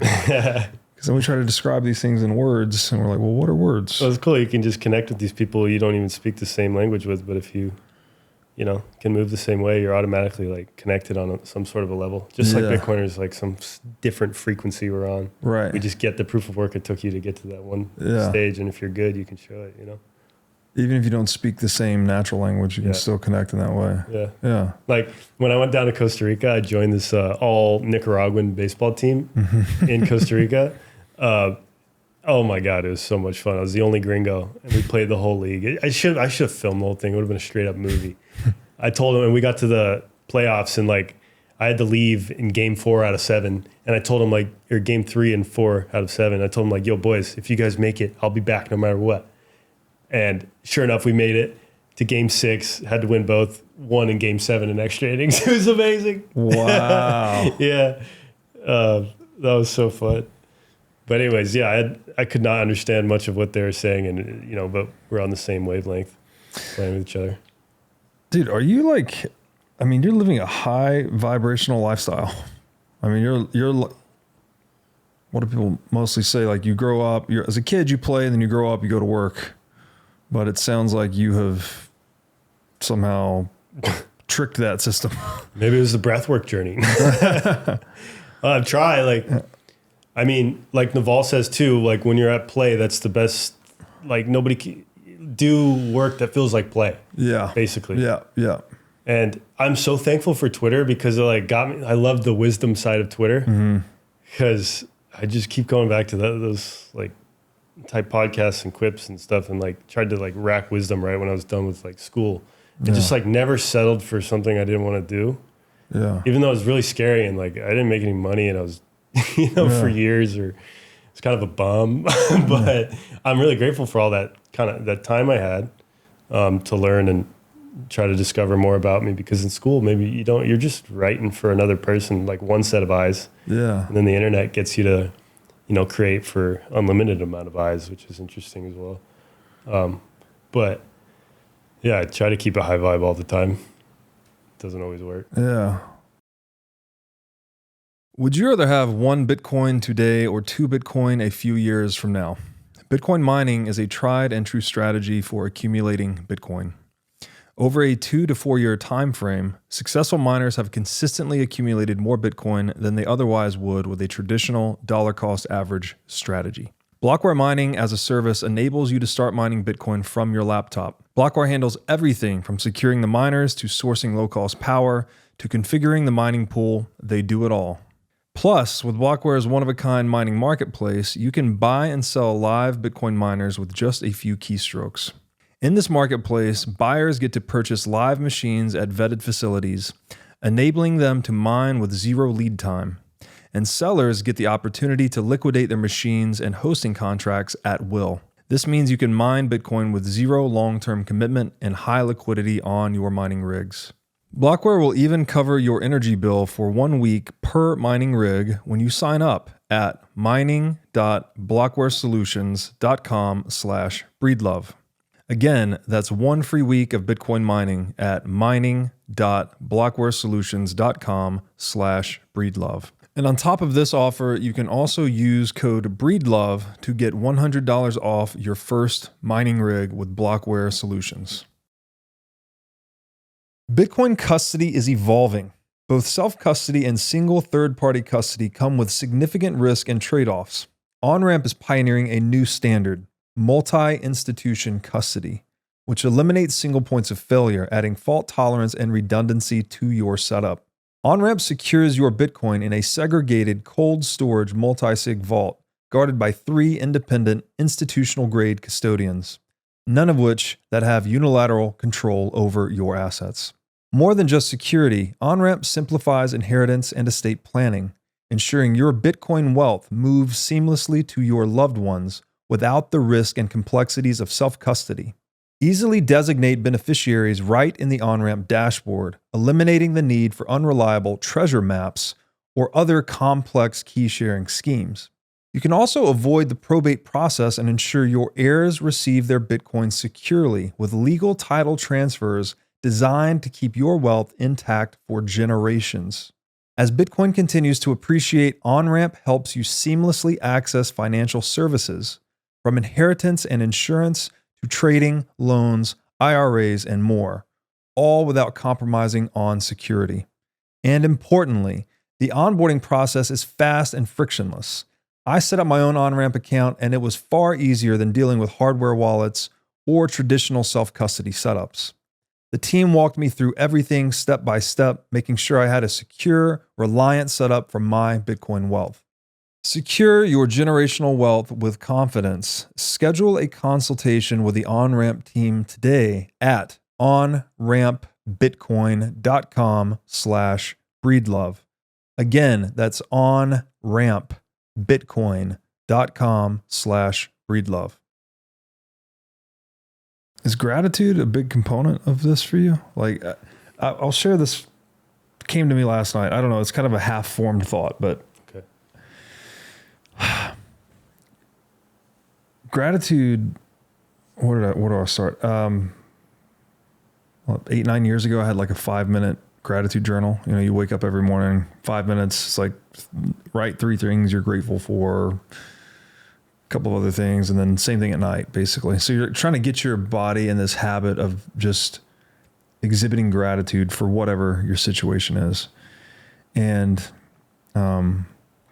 we did our first ayahuasca ceremony a few months ago, and that was one of the big takeaways. It was like the importance and the vibrational superiority of gratitude, that no matter if it's adversity or it's success, like if you're grateful, that's the optimal way to respond.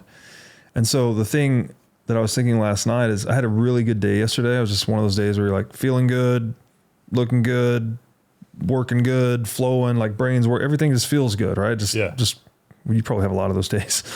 This is one of those days. It's just like firing on all cylinders, so to speak. And I got to the end of the day and I'm brushing my teeth and I'm looking in the mirror. I was like, I've had these days before. I've had these good days before. And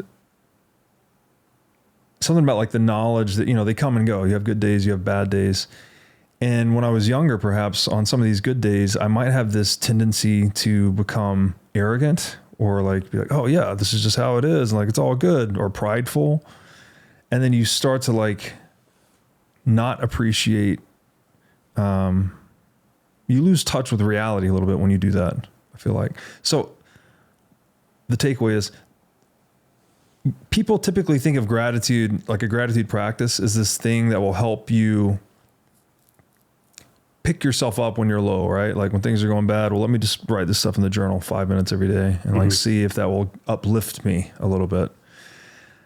But I found in that moment where I was had this amazing day, I'd been firing on all cylinders, and I'm like literally reflecting in the mirror, looking, thinking, brushing my teeth. And I was like, again, drawing back from the ceremony, I was like, oh, just come back to gratitude. Like, just be grateful, obviously, that you had such an amazing day. Yeah. And everything went smooth, everything, blah, blah, blah. And in that gratitude, I found it was like a pathway to humility. Okay. So it's like when you're up, the gratitude gives you some humility. And when you're down, the gratitude gives you some uplifting. Get back to baseline. Yeah. So it was like this equalizing kind of thing. I don't know, this is very half formed. I was just going through it last night, talking to my wife about it a little bit, but I'm just fascinated, I guess, spiritually fascinated with gratitude and how it transforms people. Literally transform. My buddy just brought this book about, the shapes of water or something like that. Have you ever heard about that? Yeah. Like The Secret Life of Water? Yeah. Yes, I know the book. Did you read it? Yes. I think it's all photos, basically. Yeah. Yes. Yeah. I don't know. Yeah. Doing the grateful into the water and my buddy, he read the whole thing. I didn't finish it. He was like, yeah, apparently you're supposed to say like, I'm grateful or thank you twice. Yeah. Like this gratitude frequency or whatever you want to call it. There's something extra special about it. Yeah. So. Yeah. But, and that the flip side of it too, is it's hard to be grateful if you've never felt sorrow. There's a quote from the prophet that I'll butcher. We're not supposed to be quoting things like you said, but it's like joy and sorrow spring from the same well. So if you felt deeper joy, you can also feel that deeper sorrow. And if you felt, a deeper sorrow, then maybe like little things will make you more joyful, or you can understand, like you're able to see both sides of it. Yeah. Right. Yeah. It's interesting because it did take the years of maturity and adversity and all those things to like come to this place where you're like, for me, it's almost phonetically reciting the word gracias in my heart.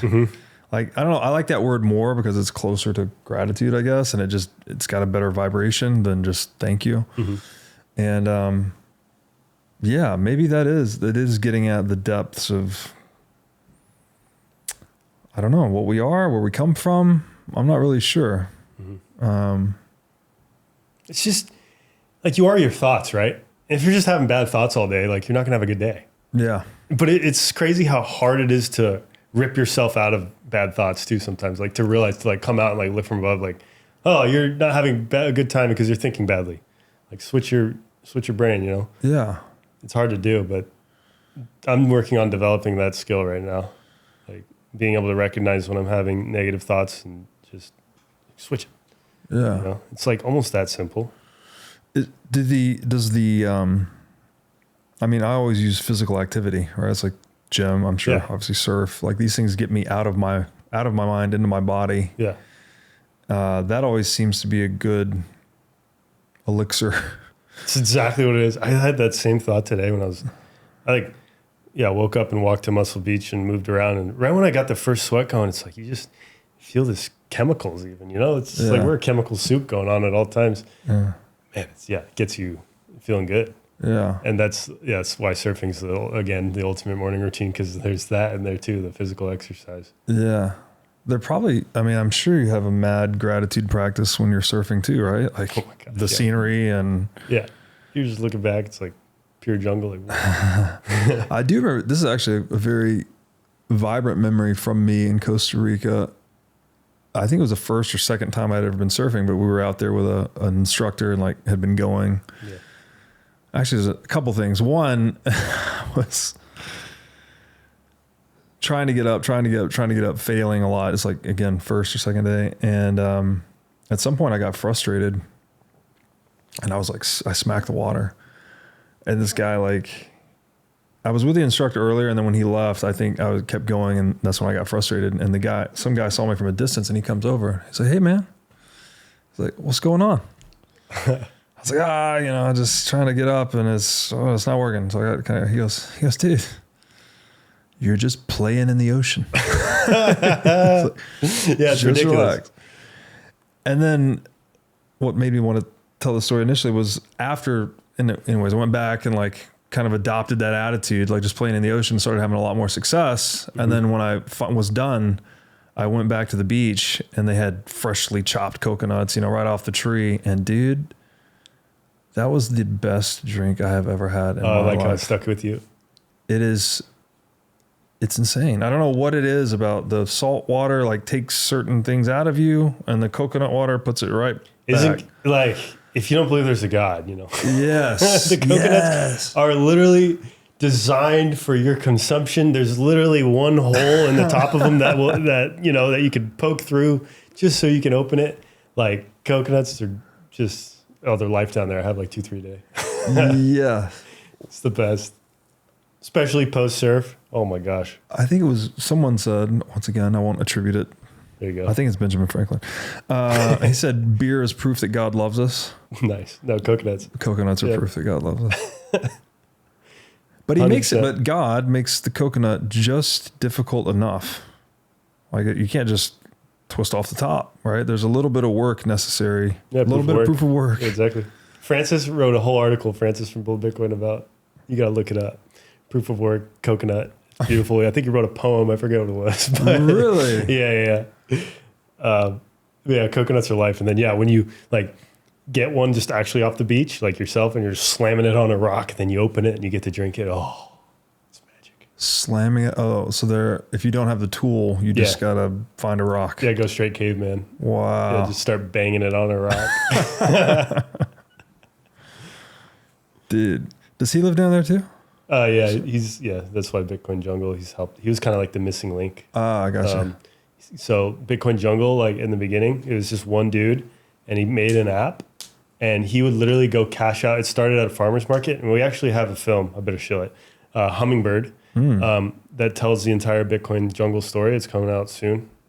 2 weeks, trademark, who knows when. Yeah. It's basically done, but it tells the story of how Bitcoin Jungle formed. And the funny part is Lee would literally walk around and cash out vendors if they didn't want the Bitcoin. Francis comes along and they become friends and programs a way to sell the Bitcoin electronically. And that was like the secret sauce, I think, that allowed it to scale. Amazing. Yeah, start scaling at least. Amazing. Where can people find the Hummingbird thing? The Hummingbird, you can stay tuned to primal.net/hummingbird. That's where we've posted the trailer, and we have no idea how we're going to release this. We're definitely going to throw it up on Nostr. We want it to reach as many people as possible. Obviously, it's really well done. I can't believe you're going to trip. Have you heard the prophecy of the eagle and the condor? No. No chance. Oh, you're going to eventually hear it. Now that I've planted that seed, you're going to hear it everywhere.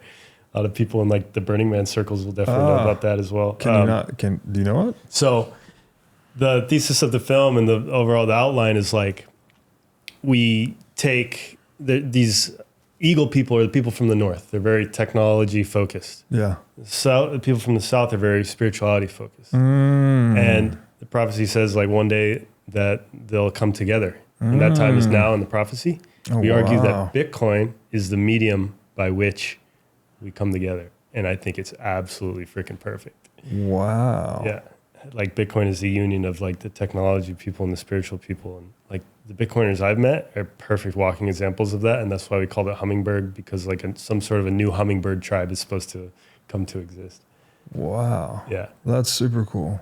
Yeah. That kind of I don't know if it mirrors, it reminds me of this other thesis I've heard where they describe people, the character traits emerge based on their climate, right? This is like, if you're in the cold and you're not getting a lot of sun, then they do become more technology focused out of necessity. Yeah.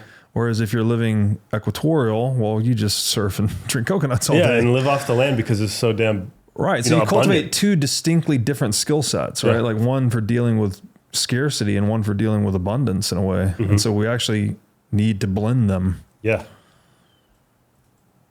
That's super cool. Yeah. It was supposed to be like a 5-minute piece that we were going to like pitch to brands to go and just, talk about Bitcoin adoption everywhere or something. Yeah. Turned into this whole movie. The founder of the farmers market, they were the first ones to welcome Lee to have Bitcoin, because you come down there, you don't want to get cash to give cash to farmers markets. It's just a pain pain to go get cash. Yeah. And there's a group of Bitcoiners there. So that's kind of why it started. Yeah. But anyways, the founder's mom tells the story of how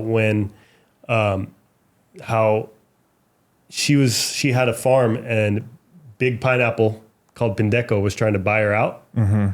And she was literally she got her bank account taken. She got shot at. She tells the whole story. Wow. Because the IMF was trying to give loans to make business and pineapple plantations in Costa Rica. So it's comes full circle with the Bitcoin piece. And wow. Yeah. She's just living off the land and then no longer. She was forced off of it. So she was ready for Bitcoin for years, decades. Damn. Yeah. So I won't spoil any more of the movie, but. Oh man. Let me see what I haven't asked you about here. We had on the outline digital minimalism and ethical maximalism. Whoa. So as much as we're both advocating for these technologies, Nostr, Bitcoin, etc., we don't actually like being on these things too much. Do you think we're going into a world where, I don't know, there's one view that we're going to end up in the pod eating bugs and, Wall-E. Ready Player One, that kind of thing. But I would like to think that these tools, if they are actually useful, that maybe they just sort of help us take care of a lot of the drudgery and then we can go out and play. So there's this other kind of view of the future, which is a kind of a Bitcoiner thing, right? Totally. People start to embrace Bitcoin. Doesn't mean they get on their computer more. They end up surfing in Costa Rica or something like that. Yeah. How do you think these two things go hand in hand? Yeah. Building good digital tools, but then we use them less. So then what did the outline say it called again? It was digital minimalism and ethical maximalism. Yeah. Isn't it funny that I full-time work on a social media thing and I think screens are going to kill you? Yeah. Yeah. So when I was splitting time with Daylight Computer and Primal a few months ago because I think those are the two things I want to see come about in my lifetime. Mm-hmm.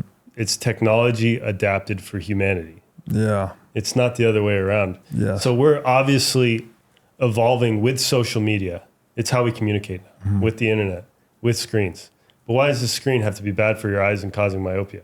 Mm-hmm. So that's where daylight comes in.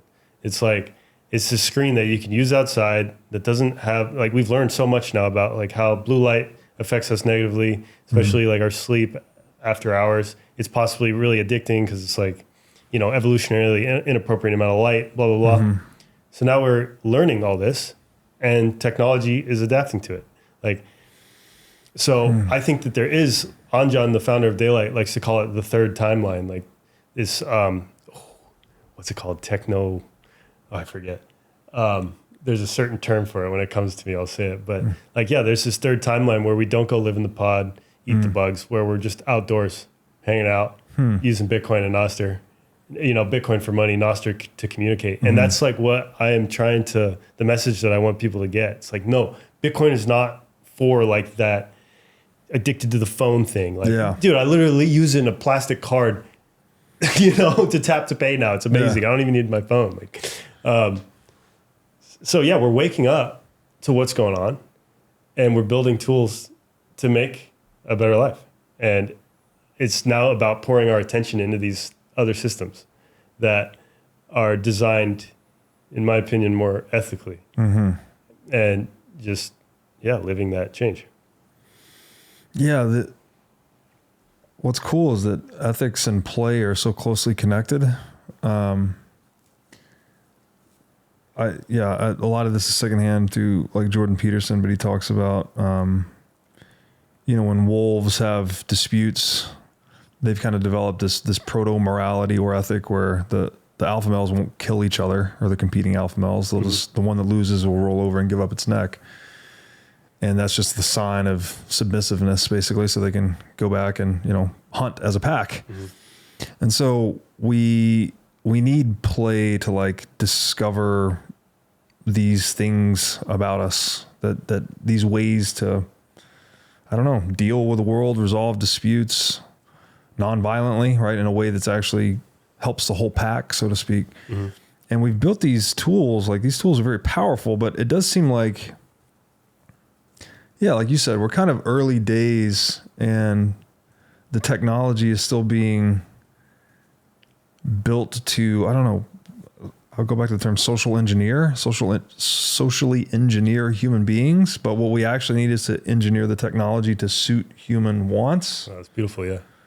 And I guess we need to, that's Bitcoin and Nostr again, right? You have to actually decentralize that to some extent so that it can be more emergent rather than something that's imposed from the top down. Yeah. Yeah, it's something I'm super passionate about. I want people to see. And we keep getting reminded time and time again, like, why we need this stuff too. Yeah. And it's like the future is now. It's just not evenly distributed. Like, come on, it's all here. Yeah. It's coming. Do you think our ethics emerge exclusively from our incentives? Well, I don't know, right? Like we were talking about that earlier. Just I have a big Bitcoin bag. Like, of course I'm incentivized to propagate that system. It's a really deep question. Yeah, because like I'm tripled down all the time, right? Like Bitcoin is the way, Nostr is the way. I could be so blind to other things, or it's just we're gonna fragment. Like I don't know if we're all gonna be on this like kumbaya thing, or if it's gonna be a fragment. Like people living Wally world, just screen fat, whatever in this place. We're going to be in the jungle surfing using Bitcoin. There's going to be some people using Ethereum. I don't know, man. I don't know if it's going to be a big fragment or if we're all going to like, it's going to take generations, of course, to fix. Yeah. But I think we're going to be a new type of being soon here. Yeah, because we're in this like co-evolutionary dance with these things. Yes. Right. And the other force that's at play, like if Bitcoin continues to succeed, obviously it's empowering the individual, but it's also taking energy out of the top-down structure. So you're going to have less of that top-down pressure and more of the bottom-up pressure. So what is that? Like boils over at some point, right? Yeah. I don't know, but we're here for it. Yeah. Yeah. I just like, and it's happening outside of Bitcoin circles too. Like I just booked this podcast with this guy, Jordan Hall. We're going to do a Zoom next Friday. He's a very interesting philosophical guy, but he has this whole kind of thesis about the nation state being dissolved, right? That we're moving into this world of like digital tribes. I forgot the exact term he used, but it's like we're eclipsing the nation state and it's instead going to be self-organizing in these little digital tribes. Exactly, the network state. The network state. Yeah, like I'm obsessed with Balaji and his thinking that way. Yes. So there's some convergence here. Totally. Yeah. Like, Balaji uses in his book, like the example of a network state being formed on the fact that everybody's keto. So there's no sugar, but just like this shared idea. And then you actually end up like crowdsourcing, getting land eventually and getting out of the cloud. How he describes it. And it's like, look what's happening down in Bitcoin jungle. We got like straight up meat and Bitcoin right here. And it's happening now. And I basically live in a network state bubble. It's amazing. One of my highest health priorities is keeping my brain in top shape. To take care of my brain power, I do many things, such as striving to read, write, exercise, and meditate daily. One of the latest tools in my brain power toolkit is MindLab Pro. MindLab Pro is a nootropic supplement that is scientifically proven to enhance your brain power. When I take MindLab Pro, my mind feels like it has a better grip on the world, my thinking is more lucid, and the articulation of my speech is radically improved. MindLab Pro has been tested in rigorous, double-blind, placebo-controlled human trials and has been proven to enhance brain power for users in every age group. MindLab Pro is an advanced formulation of 11 nootropic ingredients and is backed by research from over 1,400 human trials conducted over the past 32 years. So if you're looking to enhance your brain power, MindLab Pro is an excellent solution. Go to mindlabpro.com/breedlove to start enhancing your brain power today. Again, that's mindlabpro.com/breedlove. If you're listening to this podcast, you probably get it. You get that Bitcoin upends everything that state-sponsored schools teach us about money. For those who get the importance of Bitcoin, it is important that we have a smart way to buy and hold Bitcoin. My friends at Coinbits, the oldest Bitcoin-only exchange in the United States, have pioneered the concept of roundups, which converts your spare change into Bitcoin. Simply connect your credit or debit cards, and your usual purchases are rounded up to the nearest dollar, letting you stack sats on every purchase without even thinking about it. Coinbits also provides a terrific self-custody experience. Connect a hardware wallet for automatic withdrawals into cold storage to minimize your risk and stay sovereign over your Bitcoin. My favorite Coinbits feature is Coinbits Plus, which gives you the best exchange rate on Bitcoin. It even gives you real-time feedback on how well you are doing on your savings plan. With Coinbits Plus, power users can save more money to buy even more Bitcoin. All that, plus peer-to-peer cash and Bitcoin payments, target orders, price alerts, and more means Coinbits can help you do almost anything you need to do with Bitcoin. So go to coinbits.app/breedlove to sign up today. Again, that is Coinbits, BITS.app/breedlove. The lifestyle you're leading now is what the networks, it's not what the network state will look like, because the network state will look like a lot of different things, but it's one experiment. Yeah, kind of. I mean, we're not, it's just a little experiment. It's almost like a citadel, almost. Yeah. But we don't have our own laws, obviously. We're still subject to Costa Rican laws. And that's the part that gets super fuzzy / not interesting to me. About like, are we actually going to do that? You know, have places with laws that we make? Yeah. Or how all that's going to work. Yeah. But yeah, maybe that's going to happen. Just like, because do you know Brian Johnson? The guy, know of him, yeah. He's like the opposite of Saladino, and they've literally done like, he's tight with Balaji, and they're doing like little network state experiments already. Oh, really? Yeah.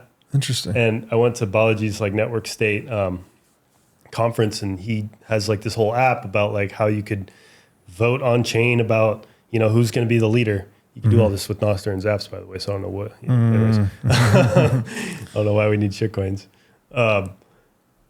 Yeah, I have no idea. Yeah, I had Balaji on here, and same thing. Like his work, he's obviously a genius, and we go round and round about all these things, but then we kept coming back to why shitcoin, bro? And then I think for the way I interpreted his answer to that question after like 7 episodes together was, it's like a backup plan for Bitcoin or something. No, that's what he said.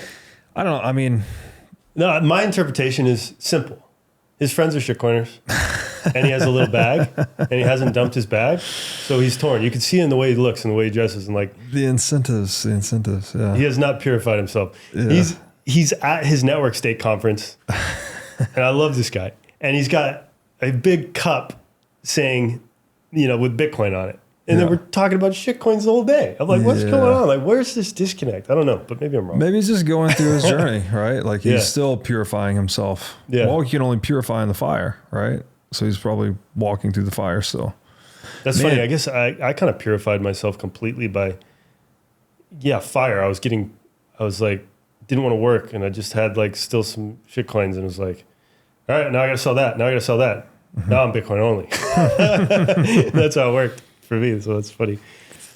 But yeah, that's what confuses me about Balaji. Like, hey, why don't we just put all the people who look up to you and all that capital and all those smart developers towards Bitcoin and maybe Nostr. But when you have skin in the game somewhere else, I think your vision and your North Star, it all changes. Like your ethics flow. What would you say? Your incentives. Yeah, incentive. No man's better than his incentives. And then ethics will follow. And incentives. ethics follow play. Yeah.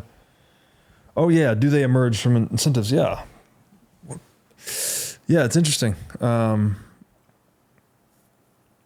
think he's definitely become much more of a Bitcoin maximalist than he used to be. Yeah. He's like, end the Fed, end the Fed, end the Fed. All roads lead to Bitcoin. Yeah. Well, you mentioned your lifestyle. Like I've seen your Instagram stories, for instance, of your meals, and they look amazing. Thanks, Amore. What are you guys doing down there? Like you just grab fruit off the tree and then grill some meat, and that's that. So I get all my food, just about all my food. Well, I don't want to say all, but a very significant portion of my food comes from farmers and farmers markets, which I think that's what keeps making me want to keep going back there. Like that's decentralized. That, and I get to live my thesis of easily living on a Bitcoin standard. Yeah. But yeah, I mean, fresh fruit year round. It's so bitch. Just yeah. So and like buying it directly from a farmer that has a relationship with the food and the land they buy or that they are growing on, like it's so beautiful and like primal and natural. And then we have a couple good butchers in town that deliver down the street. Go to, and we got raw milk flowing for days from all these different vendors. It's just easy to live, a healthy lifestyle down there for me. But it is also kind of sad, like, that's not the standard way of eating down there still. It's something that you opt into, but like the fruit's so cheap or not always cheap, but there's so much abundance in fruit, yet very like you look at what natural or what the Ticos are eating, and it's still just like this bombarded, horrible food. And like all these chips, and they'll drink Coke before water, and I don't know. Kind of bums me out, and that's that's why I like what Saladino's doing, and we got RFK in the White House now. Like, change is happening. The internet's winning. It's so fun to see and be a part of. But yeah, I love it down there because we got the food situation dialed. Like, I come up here, it's like, all right, what are we gonna eat? Where is everything? It's fun to have spaces where you're dialed. Yeah, you can't beat that. And Laura's a great chef, so that's amazing. Oh, your wife? Yeah. No, that's a game changer, dude. Like a wife with culinary skills. Highly recommend. Highly recommended. Yes. And the fresh fruit is also a game changer, right? When you eat it, like you said, farmers markets. I mean that. Yeah. So they only have what's in season. Yeah. If they're not eating locally and seasonally is game changer. That's it. Like as a human, it's like, what are we supposed to eat? Just look around you. What's available? Yeah. Yes. It's not that complicated. Yeah, that's the thing is, well, I mean, it can be if you're sick, maybe, but. Yeah, we made it. I mean, well, it is complicated, right? I mean, we had to domesticate a lot of things. We couldn't eat things from nature, but now we have these large interconnected industrialized food networks, and you're eating stuff that's not in season or heavily GMO'd or heavily dosed with pesticides and all that. And since moving to South Florida, I've kind of adopted that mentality a little bit, trying to eat just whatever grows here seasonally nearby in terms of fruit and whatnot, and feels good. Yeah. End up eating a lot of citrus and eating some meat, and meat's always in season. Yeah, meat's always in season. Love that. Love milk. Well. Yeah. Do you get a lot of people trying to come down there and join the club, adopt the lifestyle? You know what? Bitcoin Jungle is kind of far away. So maybe not as many as I would have thought, but we do have a nice little critical mass, starting to be not critical mass yet, but the Bitcoin, the sats are flowing. They're spreading. It's really cool. The fact that it's hard to get down there is probably a feature, not a bug for now. But it'll blow up. Yeah. And then that was the ethos behind the Primal house was, all right, everybody who had excuses, who always wants to come down here, here we go. We got a house. Let's go. Let's run it. Show you around. The unpaved roads help down there, right? Well, they're all getting pretty paved now. Like literally, they are? Dude, Really? yeah, it's crazy. But Santa Teresa, they're keeping it unpaved. Yeah. But they are. No, well, they paved the big part, but like the road to like Malpais and stuff, I don't know if they're ever gonna pave that all the way, or the road to the other way. But we'll see. Did you meet Tom when you were down there? Tom who? The wizard? No. Oh. Next time. Tom the wizard? Tom the Is wizard. that all you can say? There's a wizard down there? Yeah, there's a wizard. He's like the guy who's been there for like 30 years, blew it up. Really? Yeah. Tom the wizard. No, I don't think I met Tom the wizard. Does he wear a wizard hat? No. Oh. But, he wears a sauna hat that looks like a wizard hat. Oh, okay. Yeah, I remember thinking, well, actually, when the couple that we traveled with, we were just making the point that a lot of people were fighting to keep the roads unpaved because they didn't want the tourists to like flood the place. How does that, who makes that? I mean, I guess they're wrestling with the state and all that stuff. I have no idea, but it's all pretty inevitable, and it's a very, very touchy topic with like the whole like gentrification, things getting expensive. It's a tough topic. It's almost like the free market deciding and maybe realizing that maybe humans are better off near the equator for some reasons. It's easier to live a healthier life, and we'll see how it all plays out. Yeah, keep the roads unpaved. Yeah. I'm on that team. Yeah, it was fun to, there was something about riding an ATV everywhere. Yeah. Just like, almost kind of like this forced meditation. Yeah. Because you can't listen to the radio. Yeah. You can't listen to a podcast or anything. You're just ripping it on a four-wheeler, and it's, you know, the terrain is crazy. But that's exactly how I view it. Every morning on my motorcycle, just a forced meditation, 20 minutes there. And yeah. Yeah, and there's something like growing up in California, and when I come here, even when people are just ripping around without helmets, while that might be stupid, it's freedom. It feels like freedom. That's how I felt when I first got to Costa Rica. Like, also just warm water waves with cool people, so that's important. Yeah. I think you said something about this earlier, like being around less right angles and less, you know, cleanly constructed geometry and houses and all that. Like, do you think there's something to that? People just being in raw nature that it, like, I don't know, recharges the soul or something? Yeah, there's so much to it. I'm pretty sure, like, Salad would say that there's some stress response from the right angles, like always being surrounded by that. I remember him saying something like that, but yeah, I don't want to quote any science, but there's definitely something in there. Then obviously just like little things like running around barefoot all day, actually connecting the earth, being grounded. And dude, love being barefoot. Yeah. And was it you calling the shoes feet prisons? Who was that? Shannon, maybe. Shannon? Prisons. Okay. Yeah. I have my prisons on now. Yeah. It's just so off brand. I have a shirt on too. Are those grounder though? Super off. Are they grounded? Yeah, these are cool. cool. They are. They have a metal thing. And they're all leather, which are fun because you like slip and slide everywhere. Amazing. What brand is that? These are Rizals. Rizals. Yeah. Gotta check that out. RHIZAL. The grounding thing has been really good. Like we have a yard here, so. Yeah, you got nice grass. Try to spend 30 minutes in the grass a day, hopefully, and obviously try to get an hour of sun. Mm-hmm. The chickens have been helpful. You have chickens? We have and chickens, you're feeding them what you want? We feed them the scraps plus chicken feed. Oh, they give us amazing eggs. Nice. Yeah. That's the way. But they like to, it's a whole thing. There's a lot of chicken drama, you know, like trying to get them to go to the right place at the right time. And then they want to get out of the fence and poop on everything. And we're trying to like keep them in the fence. And I don't know, man. Chicken drama. Is that the end game though? Like, I always wonder, because there's one dude down there that made so much off Bitcoin that's like, yeah, I just want to plant fruit trees. And I wonder if that's me one day, or if that's what I want right now, like to be wealthy enough to just plant fruit trees and be a real hippie. But like, I think I like having a war to fight. You know, maybe it's an ego thing, or I don't know. Like, do you think you could just live off the land and be happy, like at the farm at Okefenokee? Well, I think just live, or is it?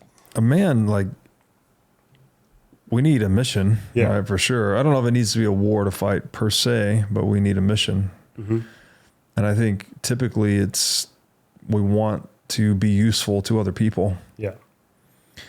And so, you know, I hope the Bitcoin Nostr pathway is going to enable more men to have more missions that are more useful to more people without being destructive to other people. You know, like this is the circuitry I think that a lot of military recruitment offices probably leverage. You know, like, oh, go save your country. You know? And that is just utter nonsense, right? Like it just doesn't make any sense. Like we need to, maybe back to that prophecy you mentioned, but like we have to wake up, the eagle and the condor, that it's not, we choose the game we play. And if we choose to engage in a zero-sum game, well, then we're going to have zero-sum consequences, right? Like we steal from each other, we kill each other. Well, then what does it say in the Bible? Like those who live by the sword will die by the sword, right? You're basically creating your own fate. But equally, we can choose to play positive-sum games. And, you know, just... I think running a business, if it's planting fruit trees, if that was your business and you're competing with the other guy that's planting fruit trees, like that can be enough of a mission to motivate a man throughout his life. He doesn't need to like go and fight a war against the guy with the fruit trees. It's like you can channel that competitive instinct into the marketplace.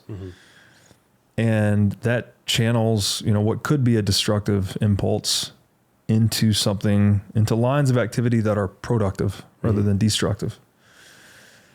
And so that's what I feel like Bitcoin is. You know, Lowry's talked about this a little bit in his book Soft War. It's like, you know, life needs to project power to survive. Yeah.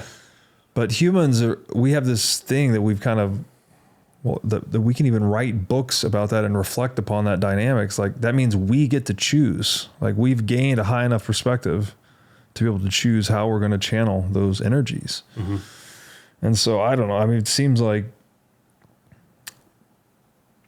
back to your Buckminster Fuller quote, right? You just build the right incentive systems that will attract people into them because they're more productive, they're more open, they're more free.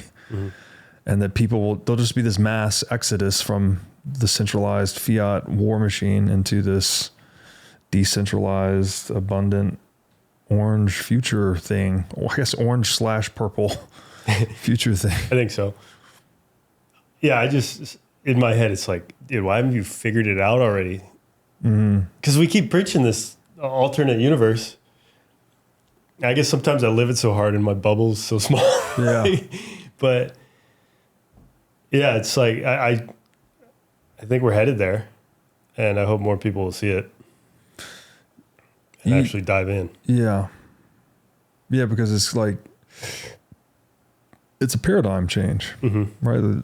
The ground is shifting beneath your feet. You kind of don't have a choice. I mean, the choice is to adopt it sooner rather than later. And sooner gives you a lot more advantage than later, just like Bitcoin, just like Nostr, just like all these other things.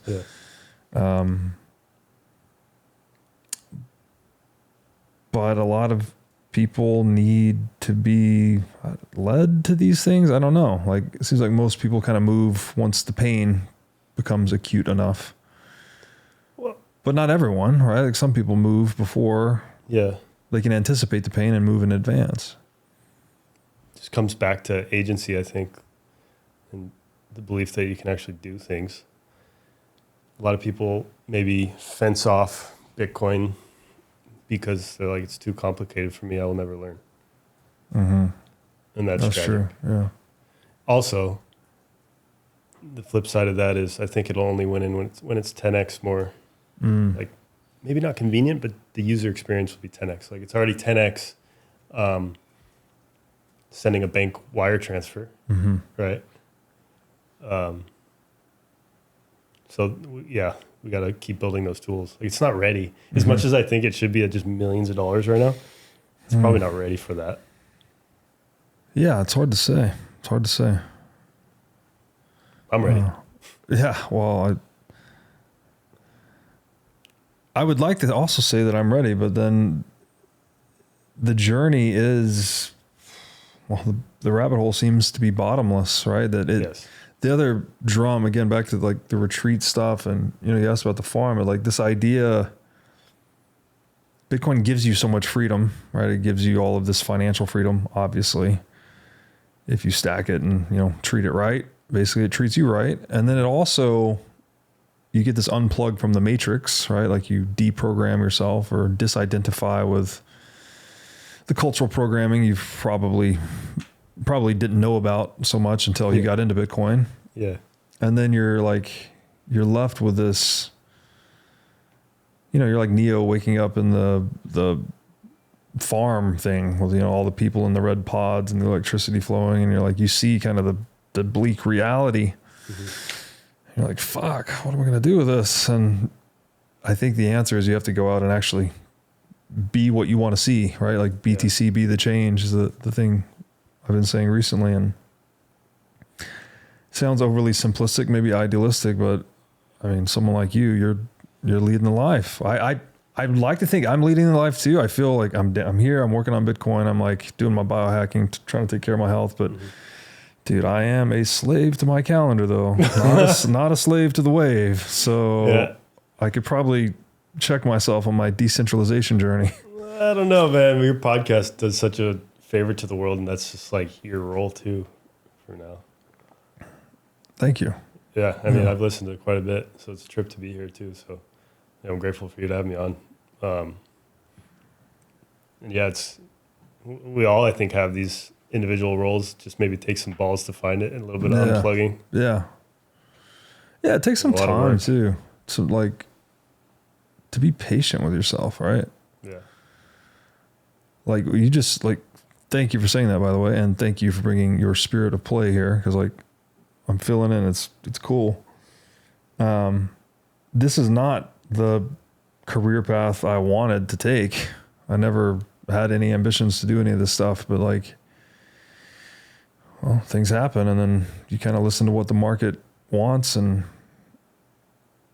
I got to this point where I'll just do whatever serves Bitcoin.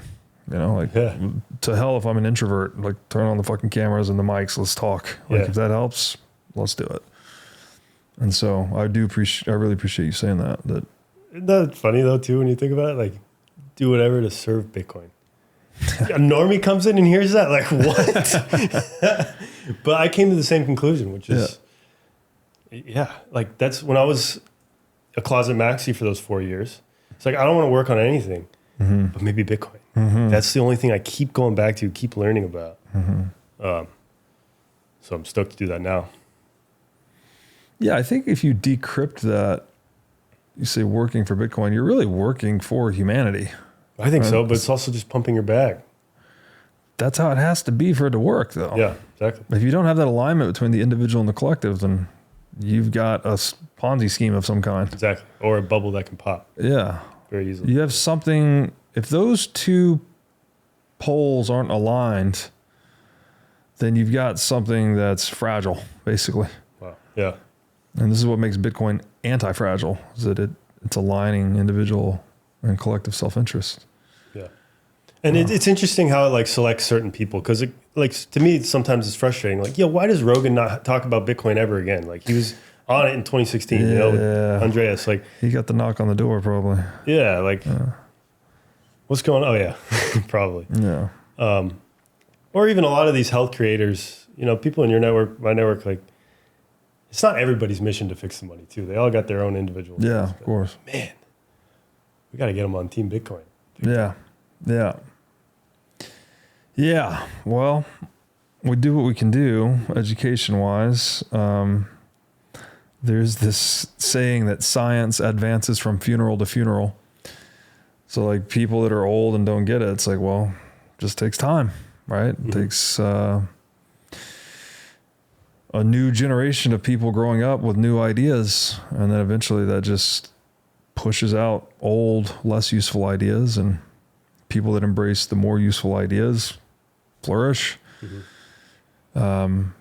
People that see them succeeding imitate them, and then boom, the thing spreads culturally. And so just this idea that Bitcoin optimally serves individual self-interest. I don't like it when people say Bitcoin's inevitable, but it's like, as long as it stays a thing, Yeah. it seems really hard to compete with that. Yes. Like 0% inflation money, you can't, it's, again, another word I'm hesitant to use, but it's basically perfect. It's ideal, right?